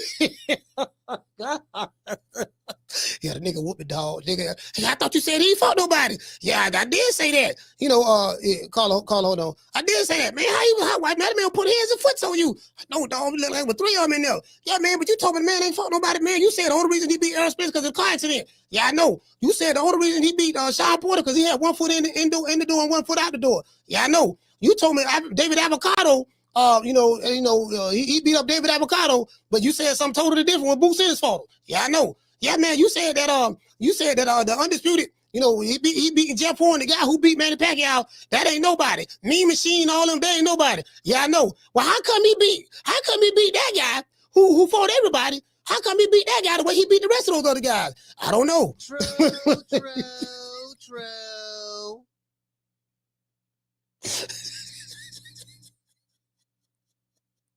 Yeah, man, I don't know, dog. This I'm perplexed right now, dog. Like, you know, I've been hating on this nigga for 17 years. I've been hating on nigga for 17 years. Nigga just keep winning, dog. I mean, I don't know, dog. Like, yeah, nigga ain't fought nobody, but, you know, I mean, guess what? Canelo will pass his prime. No, Terence Crawford is actually older than Canelo. He's coming off of a layoff. Yeah, that is true. He was an inactive fighter. Yeah, man, but Canelo was the older fighter. No, that ain't true. Terence Bud Crawford, 38, but damn near 40 years old. Yeah, I can't say that there. Yeah, well, Canelo was the smaller fighter. Nope, that ain't true, because Terence Bud Crawford moved up from welterweight to fight the dude after having the one stop at 154. Yeah, that's true. I can't use that. Well, the nigga Chinny. No, that ain't true, because Canelo caught Terence Crawford with quite a few straight right hands, and Terence Crawford didn't buckle, didn't bend, didn't break at all. He took the punch very well. Yeah, I can't use that. So everything that they say has been blown up. Now they got to make up some shit. Well, really, wasn't nobody there. They was giving away comp tickets. It was really an AI image that y'all was looking at. That was ChatGPT. Yeah, man. Wasn't nobody watching this fight. They just start lying now. I'll call it. What's your name? Where you calling from? Corey from Texas. Corey, talk to me. All I say is this show is pure laughter, bro. I have a headache at work. Turn on Coach Malachi. I'll be laughing in the car on the way home. My fucking headache be gone. This show is a blessing, bro. Like it gets me through my day sometimes, straight up. But shout out to you said 41 million watched them? Yeah, 41 million plus. 41 million. That's good. And then as far as, you know, AB, you know, I was thinking about that shit. I got a cousin from Harlem, and them niggas are different, like how Kim is. When them niggas say I'm not playing, they'll be dead serious like I'm not playing. It don't be like 2 or 3 more times. I like how Cam calmly escorted him out and was just like, yo, here you go, my man, go ahead. But like you said, I feel sorry for him, but I don't feel sorry for him because like you said, he got an opportunity that millions of black men didn't get. And it's just like, AB, like, why do you keep doing dumb shit? And like you said on the podcast one day, I don't even know if he could do a podcast because he wouldn't even be professional enough to do one, as you see him right there. So to me, it's sad and it's messed up. But yeah, that shit, this shit helps me, man. I straight up had a headache. You had me crying when you was talking about whoever you said. Yeah, baby, I don't want none of this good stuff right now. I gotta go make a video about that bitch nigga Coach Malachi. Nigga, that shit had me almost crashing my car. I say these niggas that worried about me. They don't even want to blow their wife's back out. They worried about you. That shit crazy. These niggas ain't got no wives. Crashed my car. These niggas ain't got no wives. They bisexual male groupies. That's what it is. You know, one nigga got cottage cheese and titties. Another nigga writing Tank love letters. The other one, he wish he was young enough to give Tank some of his bussy, B-U-S-S-Y, bussy. You know what I mean? He bussy popping and all that stuff there. They're like, man, you can't make this up. Yeah, man, that nigga ain't fought nobody. He ain't did that. I don't know why everybody crazy about him. What they crazy about him for? Huh? You know, Canelo was the reason why the people came out. Of course, Canelo was the reason why the people came out. Nobody's denying that. Yeah, well, he really didn't win and all that stuff there. You know, all these other niggas, I don't know why they sitting there pulling Terence Crawford dick and he, you know what I mean, all that stuff there. Hey, wait a minute, hold on. Hey, baby. Yeah, broke ass nigga. Hey, check the mailbox. Did my social security check? Did my SI, did my disability check come yet? No, baby, the disability check ain't come yet. Oh, okay. Yeah, but anyway, back to what I was saying. That nigga ain't got no money like that and all that stuff there. And hold on, looking around. Damn, the lights went out. It's dark. Baby. Yeah, baby. Did you pay the light bill? No, you betted against Crawford and lost the light bill money. Damn, I did. I forgot all about that. Anyway, I'm just hate on this nigga in the dog. Yeah, but that nigga ain't fought nobody anyways. Yeah, I'm in the dog and I'm broke and I ain't got no money and I'm crusty, but that's okay. You know, the nigga broke, he ain't really got no money like that. You know what I mean? So that's what it is, man. Yeah, and just like you'll be proud of people, Coach, when Ellie sucking nigga, you know what, said what he said, you would have seen a whole bunch of people. They was destroying. It was like, really, Ellie? You gonna go with the Ring Magazine, AI, you know? It was disgusting, but that was my call, Coach. They was getting on Ellie's punk ass. Salute, Coach. Salute, fam. All right, let me get the rest of the super chats. Hold on, let me get the rest of the super chats. Shout out to Lady Shan. Okay. She said, Mal, you should come here for Eubank being too. When is that fight? When is, you know what? I swear to God, bro. Like the UK, bro, see, like they have fights like this all the time in the UK. Like Terence Crawford and Canelo, like they have the electricity in the UK. Like I know people who live over there who been in those fights over there. Carla, hold on, bro.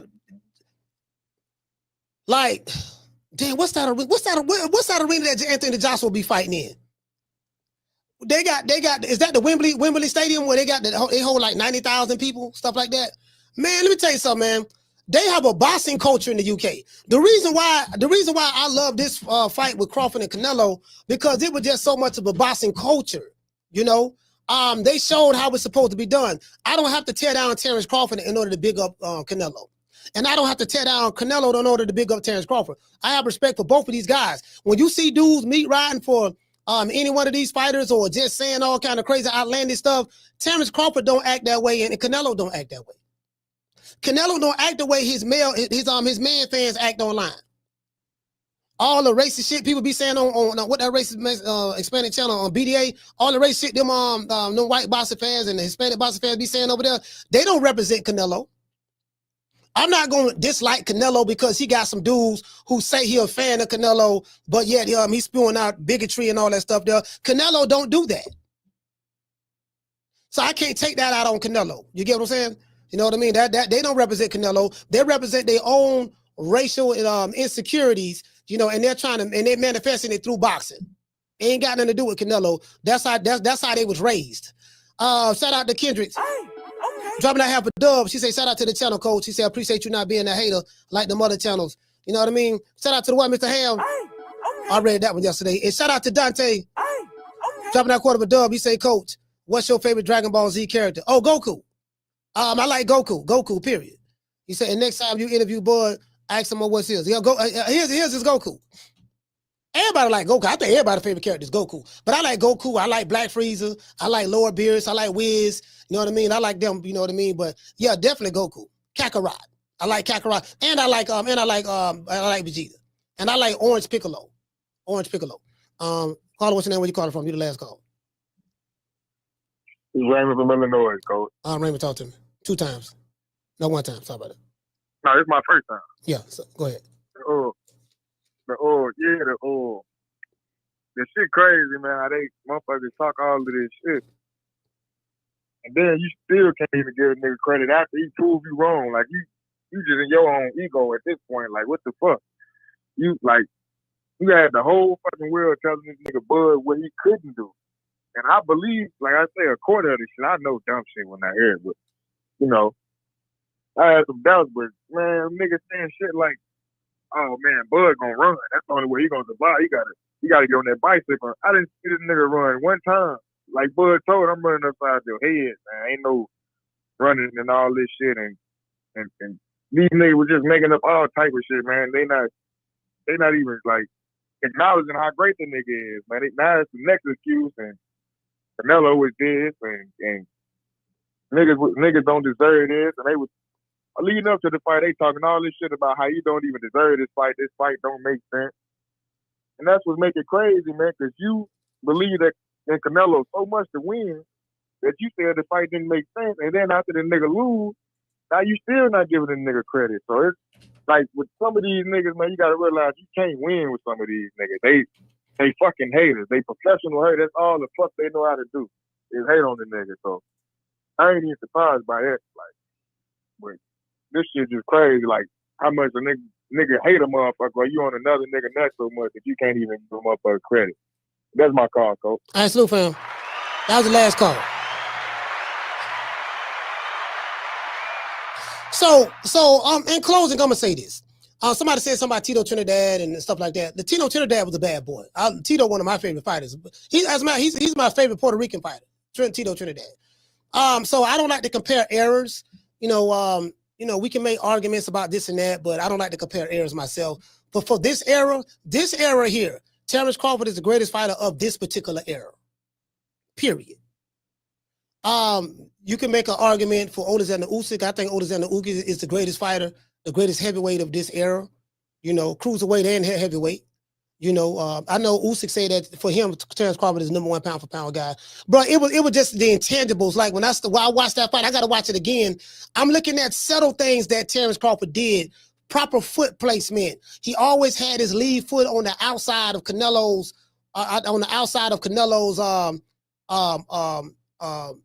weak side. And when he fought Canelo on the inside, his lead foot was always on the outside. So even when it looked like he was squared up, he really was in an angle. So by him, when you see him and Canelo on the inside banging, watch how Bud worked the angles inside of the pocket. Watch how when Canelo threw the wide hook to the body, he blocked with the elbow and then come back and counter with the when Canelo threw the right hook to the body, when he was on the inside, Bud blocked with the left elbow and come back with a counter left hook, and then a straight right, then another left hook, and then he'll go down to the body, change the levels. So the counter punching was killing Canelo because the hand speed, the foot speed, and proper foot placement was too much. So by Crawford coming from a boxing, from a wrestling background, he understood leverage in that position. So when you get on the inside, Canelo couldn't muscle him. You didn't see no point in time in that fight with Canelo when it was in the clinch. He was, like handling Bud any kind of way. He couldn't really move him. One time you saw Canelo pick him up in the air, he got frustrated. You get what I'm saying? He did that, but that's what I'm saying. Like, you got all of these intangibles. That dude is a very, very gifted fighter. And I'm gonna say this in closing. Terence Bud Crawford, you got great fighters come out of the UK. Great fighters, legendary fighters, right? But he didn't come from there. You have great fighters come out of Los Angeles or just the state of California or the state of Texas or the state of Florida or the state of Georgia or the state of New York or, Illinois, Michigan, Ohio. Terence Crawford come from a little small city called Omaha, Nebraska. So the best fighter in the world, #1 pound for pound guy, is from a small city in middle America. Hometown hero from the most unlikeliest of places. So if you can make it out of Omaha, Nebraska, anybody can make it. Because the way Omaha is set up, there's really nothing there. And people who from Omaha tell you that. How in the hell did they have a gym in their midst? The underdog, the despised, the rejected. I come up to my own, but my own receiveth me not. He's one of those guys, people not really going to recognize how great he is until after he retires. When he retires and they reflect, them same niggas who was hating on him, they're going to be claiming him, using them for boxing arguments when they get into a debate with other people.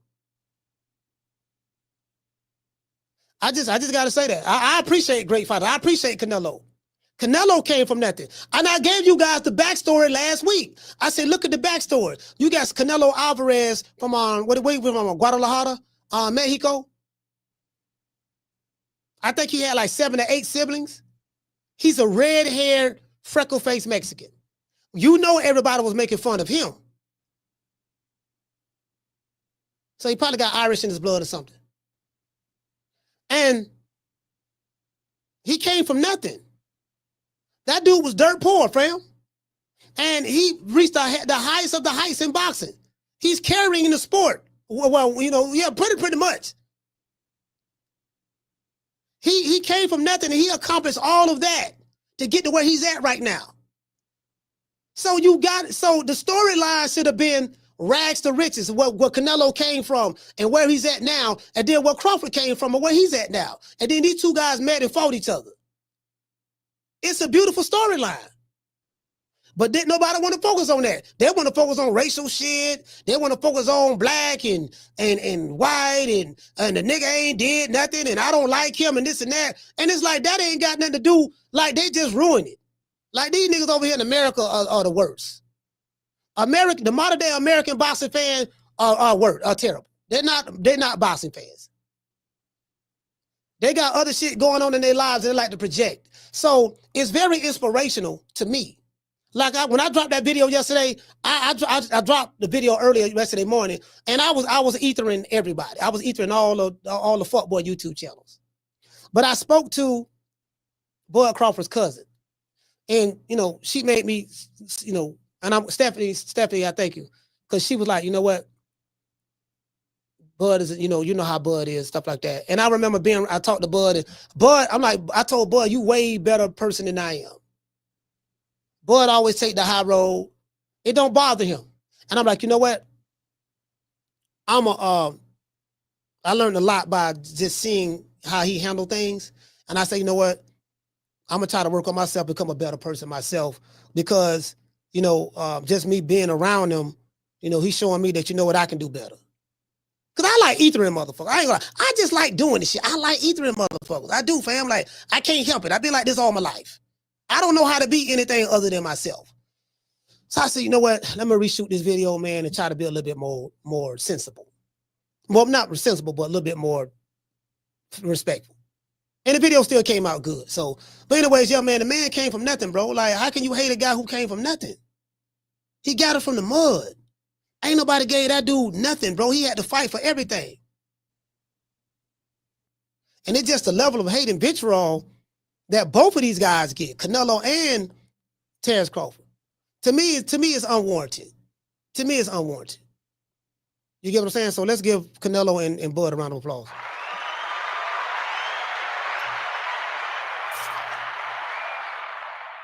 Yeah, these niggas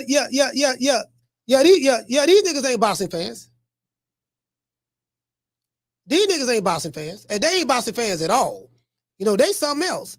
Shout out to Miles. Shout out to Willis Malone. Hey, okay. Dropping that half a dub. He said haters are only confused fans. They don't. It's what you say. They don't rather to love you. I get you trying to say they rather. I don't understand what you're saying. They don't rather to love you or hate you. Okay.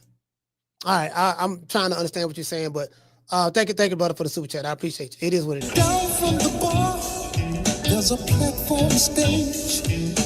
People pimping, sharp as razor blades. Let's give everybody a shout out, man. Let's give a shout out to all of the super chatters. Yeah, man. Shout out to Malone. Shout out to Dante. The what, Mr. Ham. Shout out to Kendrick Phillips. The lovely Lady Shan. Mr. T. Shout out to Still Young. Shout out to Witty. Jethro in the building. Shout out to Mr. H. Let's see. Shout out to Suge Knight's car. And Brass Garage. Let's give these the family members a round of applause. Cash chappers. Super chatters. Yeah, I ain't gonna lie, man. I was on that sticky icky today. I was on that motherfucker sticky icky. Hold on. We got a cash app. Shout out to the Natural. We're dropping that half for bam, hundo on your boy. Today's show was sponsored by the Natural. He dropped a half a hundo, man. Let's give him a round of applause. Hey, Leroy.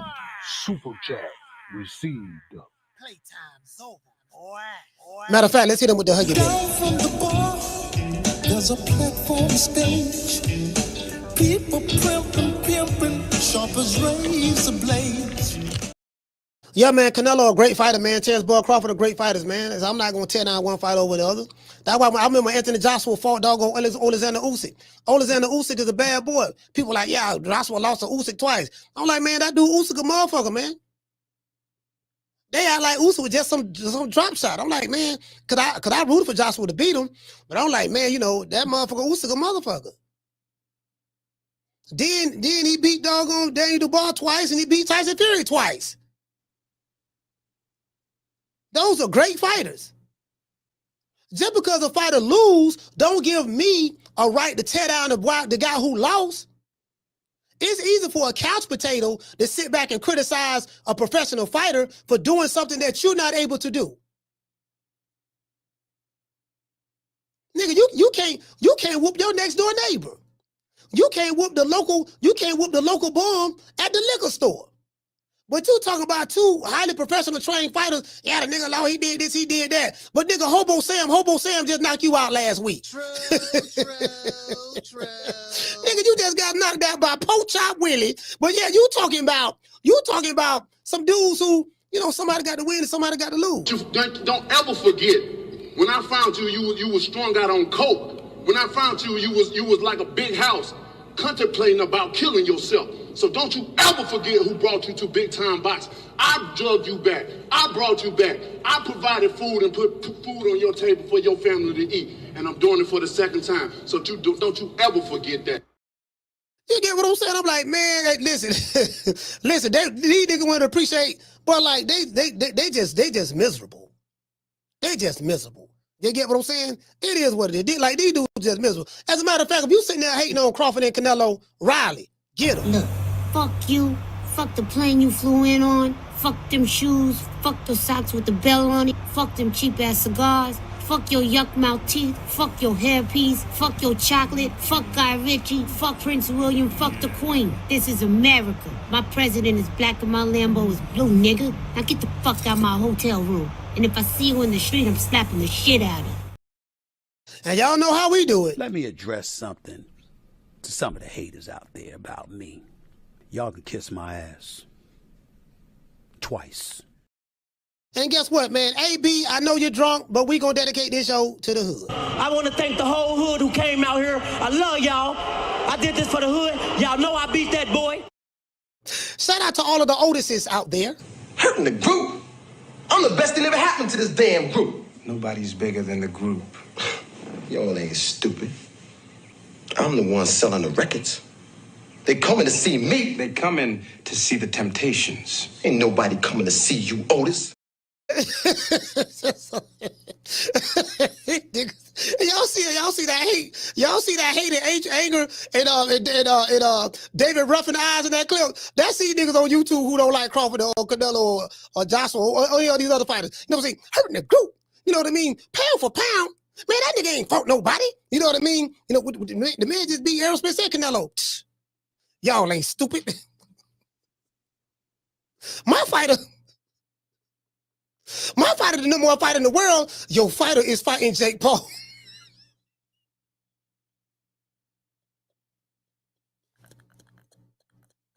Your fighter is fighting Jake Paul. So don't tell me nothing about no Crawford and Canelo. Crawford and Canelo is having a real fight. Your fighter is fighting Jake.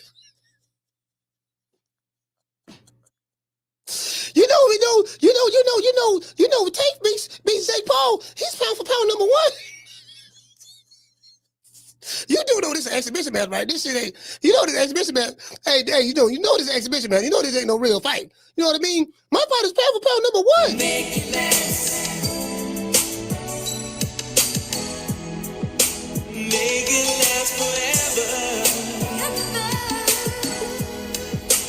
Don't let I love you.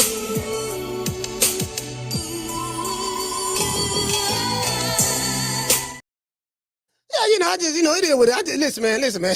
hey, listen, shout out to Clubber Lane. All the women out there, if you're looking for a good man, I want to tell you something. If you're a lady in the chat, you're looking for a good man, I got somebody for you. I got a new program coming out for the ladies. It's called Lunch with the Doctor. It's called Lunch with the Doctor. You make a $500 donation to FDMG Academy, ladies. $500 donation to FDMG Academy, and you get a free lunch with Dr. Umar, restaurant of your choice in the state of Wilmington, Delaware. I said we got a new program called Lunch with Dr. Umar. Private lunch. Ladies, you got to donate $500 to the FDMG Academy, and I will take you to lunch, private lunch, any restaurant you want in the state of Delaware. It's called Lunch with the Doctor, and it costs you $500. You don't pay for the lunch. I pay for the lunch. Any restaurant in the state of Delaware. Oh, yes. Brothers, don't hate. We got to stop hating. Brothers, we got to stop hating. Don't hate my ninja, because if I ask your wife if she want that luncheon, if I ask your wife if she want that luncheon, if I ask your baby mom, do she want that luncheon with the doctor, we know what she gonna say, ninja. Don't test my intellectual gangster. If I roll up on your girlfriend, your live-in prisoner, you call a girlfriend. If I roll up on your live-in prisoner, your romantic prisoner, you call a girlfriend, who ain't there because she want to be, she there because she got to be. If I roll up on your romantic prisoner, my brother, if I roll up on your romantic prisoner, you call a girlfriend who living with you because she got to, not because she want to. Do she want that lunch date with the doctor? Do your wifey want that lunch date with the doctor? I think we all know the answer to that. Me and you are not the same. I keep telling you that. Me and you, we not the same. You not 6'3", dark chestnut cocoa brown with the North Philly beard. You ain't Leo King, ninja. You ain't Pan-Africanist #1. Nobody flying you to every continent to hear what you got to say. Only me. Don't make me take my t-shirt off and turn into King Kong right now. Don't make me beat my chest. Don't make me beat my chest. King Kong. Stop playing. Yo, shout for season, man. Shout for season, man. Yo, I'm not the big son. Hey, so for all you, when you're looking for somebody that's 6'3", chestnut complexion with the North Philly beard, King Kong consciousness, the Prince of Pan-Africanism, I'm like, if y'all want to see the Prince, all you women out there, I know y'all lining up in the line, want to see the King of Zamunda. Y'all want to see the King of Zamunda? Don't worry about it. I'm gonna hook that up for you. Just hit me up. Send me a DM on Instagram. If you got my number, send me a text message. Don't worry about it. I'm going to make that happen for y'all. If there are any sisters in the chat, I don't care where you live at, let me know. I can make that happen. I can make it happen for you. $500. Now, I want you women to know something. Lady Shan, Mika, that 90s chick, and Lisa Bells, I want to let y'all know something now. See, I don't want y'all looking at it as though you're spending $500 to be with the Prince of Pan-Africanism. Really, that's a bargain. I ain't going to lie. He really working with y'all. That's a bargain. He normally charges $1,000. The Prince of Pan-Africanism normally charges $1,000, but he's giving a 50% off discount. If you use promo code Coach Malachi, you only have to pay $500. So don't look at it as though you're spending $500. Look at it as though you're saving $500. True. Yeah. Yeah, saying just look at it as though you're saving $500. You get what I'm saying? It is what it is, man. Y'all know what time it is. I'm gonna give everybody a shout out right after these messages.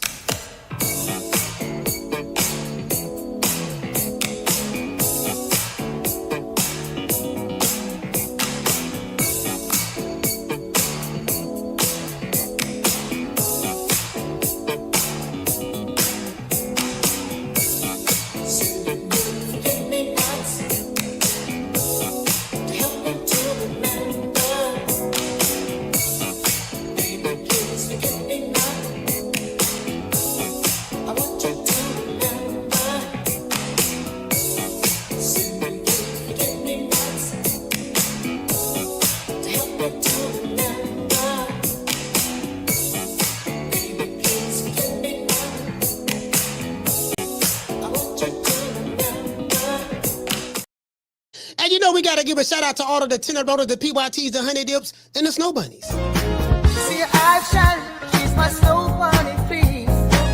In the winter lights, so she's my sweet dust of free. Talk to my nose, this lover's got is so raw. Make you goose, stepping out, from out of control. It's me against the light, snow bunny. Moving on the bar, everything's so right. Got that smooth, so feel. No, that's next to the law. With my snow bunny love, we're party about the night. See her eyes shine, she's my snow bunny, please. In the winter light, so she's my sweet dust of free. Talk to my nose, this lover's got is so raw. Make you goose, stepping out, from out of control. It's me against the light, snow bunny. Moving on the bar, everything's so right. Got that smooth, so feel. No, that's next to the law. With my snow bunny love, we're party about the night. See ya. Hey, yeah, man, we got that Pan-African pimping going on. Pan-African pimping. You get what I'm saying? Pan-African with a capital P, pimping. You get this is what we doing, baby. Hey, shout out to Blood Boston. Shout out to Mika Lovem. Shout out to the lovely lady Shan. Summer in November. It's always summer in November. Shout out to Hollow Davis. Green Eyes P. Shout out to that 90s chick. Damn, I missed the 90s, boy. The 90s was cracking lacking, boy. The 90s, Lord have mercy. These jitter boys don't know what they miss. Shout out to Master Goku. Shout out to Paulie Walnuts. Paulie Walnuts. Hey, you know what? Are you some kid to shout at Big Nuts? Because, you know, I got a homeboy named Shout at Big Nuts from Tallahassee, Florida. Shout out to Comeback Sports. Shout out to the lovely, shout out to Sheila from Cali. Shout out to Sheila from Houston. Shout out to the lovely Miss Connie. Let's see. Shout out to La Jessica. Shout out to Bless 365. Who else we got, man? Shout out to Felicia Williams. I met Felicia Williams, the one that be in the chat. I met her at the fight as well. I met quite a few subscribers that be on this channel, that's part of the TMP family. I met quite a few of them. at the fight. I ain't see no shooters, and I ain't had to check in with nobody. Facts. Shout out to Retro. Yeah, that's my main man, Blood. Hey, look here. See, hey, look. Anybody got a problem? I got Blood right here. Blood 6'5". That nigga tall. Boy. Nigga got some big ass heads too. I swear to God, bro. I'm telling you. Y'all see the way the nigga jacked me up in the movie? Nigga damn near broke my arm. Hey, shout out to Lisa Bells. Shout out to G5. Mr. Tomato Can. Shout out to Mason from Flint. The one Mr. Ham. Yeah, man. Who else we got in the building? Legacy Mindset. Shout out to Trigger Trade. Shout out to Superman flying through the say today. Shout out to Schoolo. Shout out to Self Productions.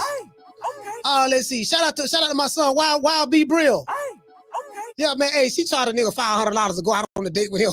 He said, I'm 6'3", chestnut complexion with a North Philly beard.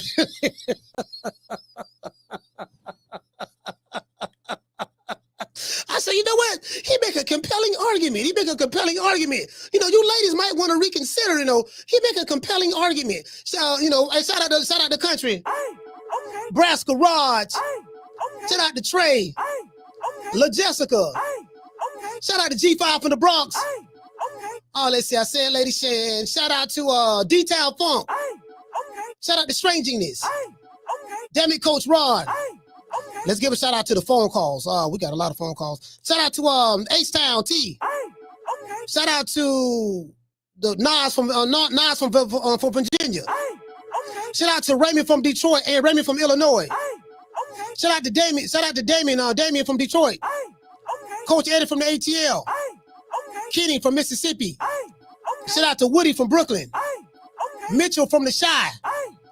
Raphael from Nashville. Ron Boy Fresh from DC. Freddie from East Oakland. Jerry from Tampa. Shout out to Malone from Virginia. Shout out to Ty from Thailand. M1 from the Bronx. Shout out to Corey from Texas. Hey man, listen man, I got another video I'm finna do. I'm finna do a video on AB man. AB drunk, man need help. I don't know what to say about AB man. You get what I'm saying? I really don't know. I really don't know, man. It's over. It's over. It's over. It's over. It's over. It's over. Shout out to Ricky. Tony Montana. Yeah, it's over with. It's over with. It's over with for AB. It's over, man. You know what I mean? They don't even talk about him no more. It's over with, man. I catch you guys on the next one, man. You know my motto. Don't beat me there. Peace. And shout out to my son, man, YB Brill. You did? Man, I'm out of here, bro. Let's go. Man, I'm out of here, bro. Let's go.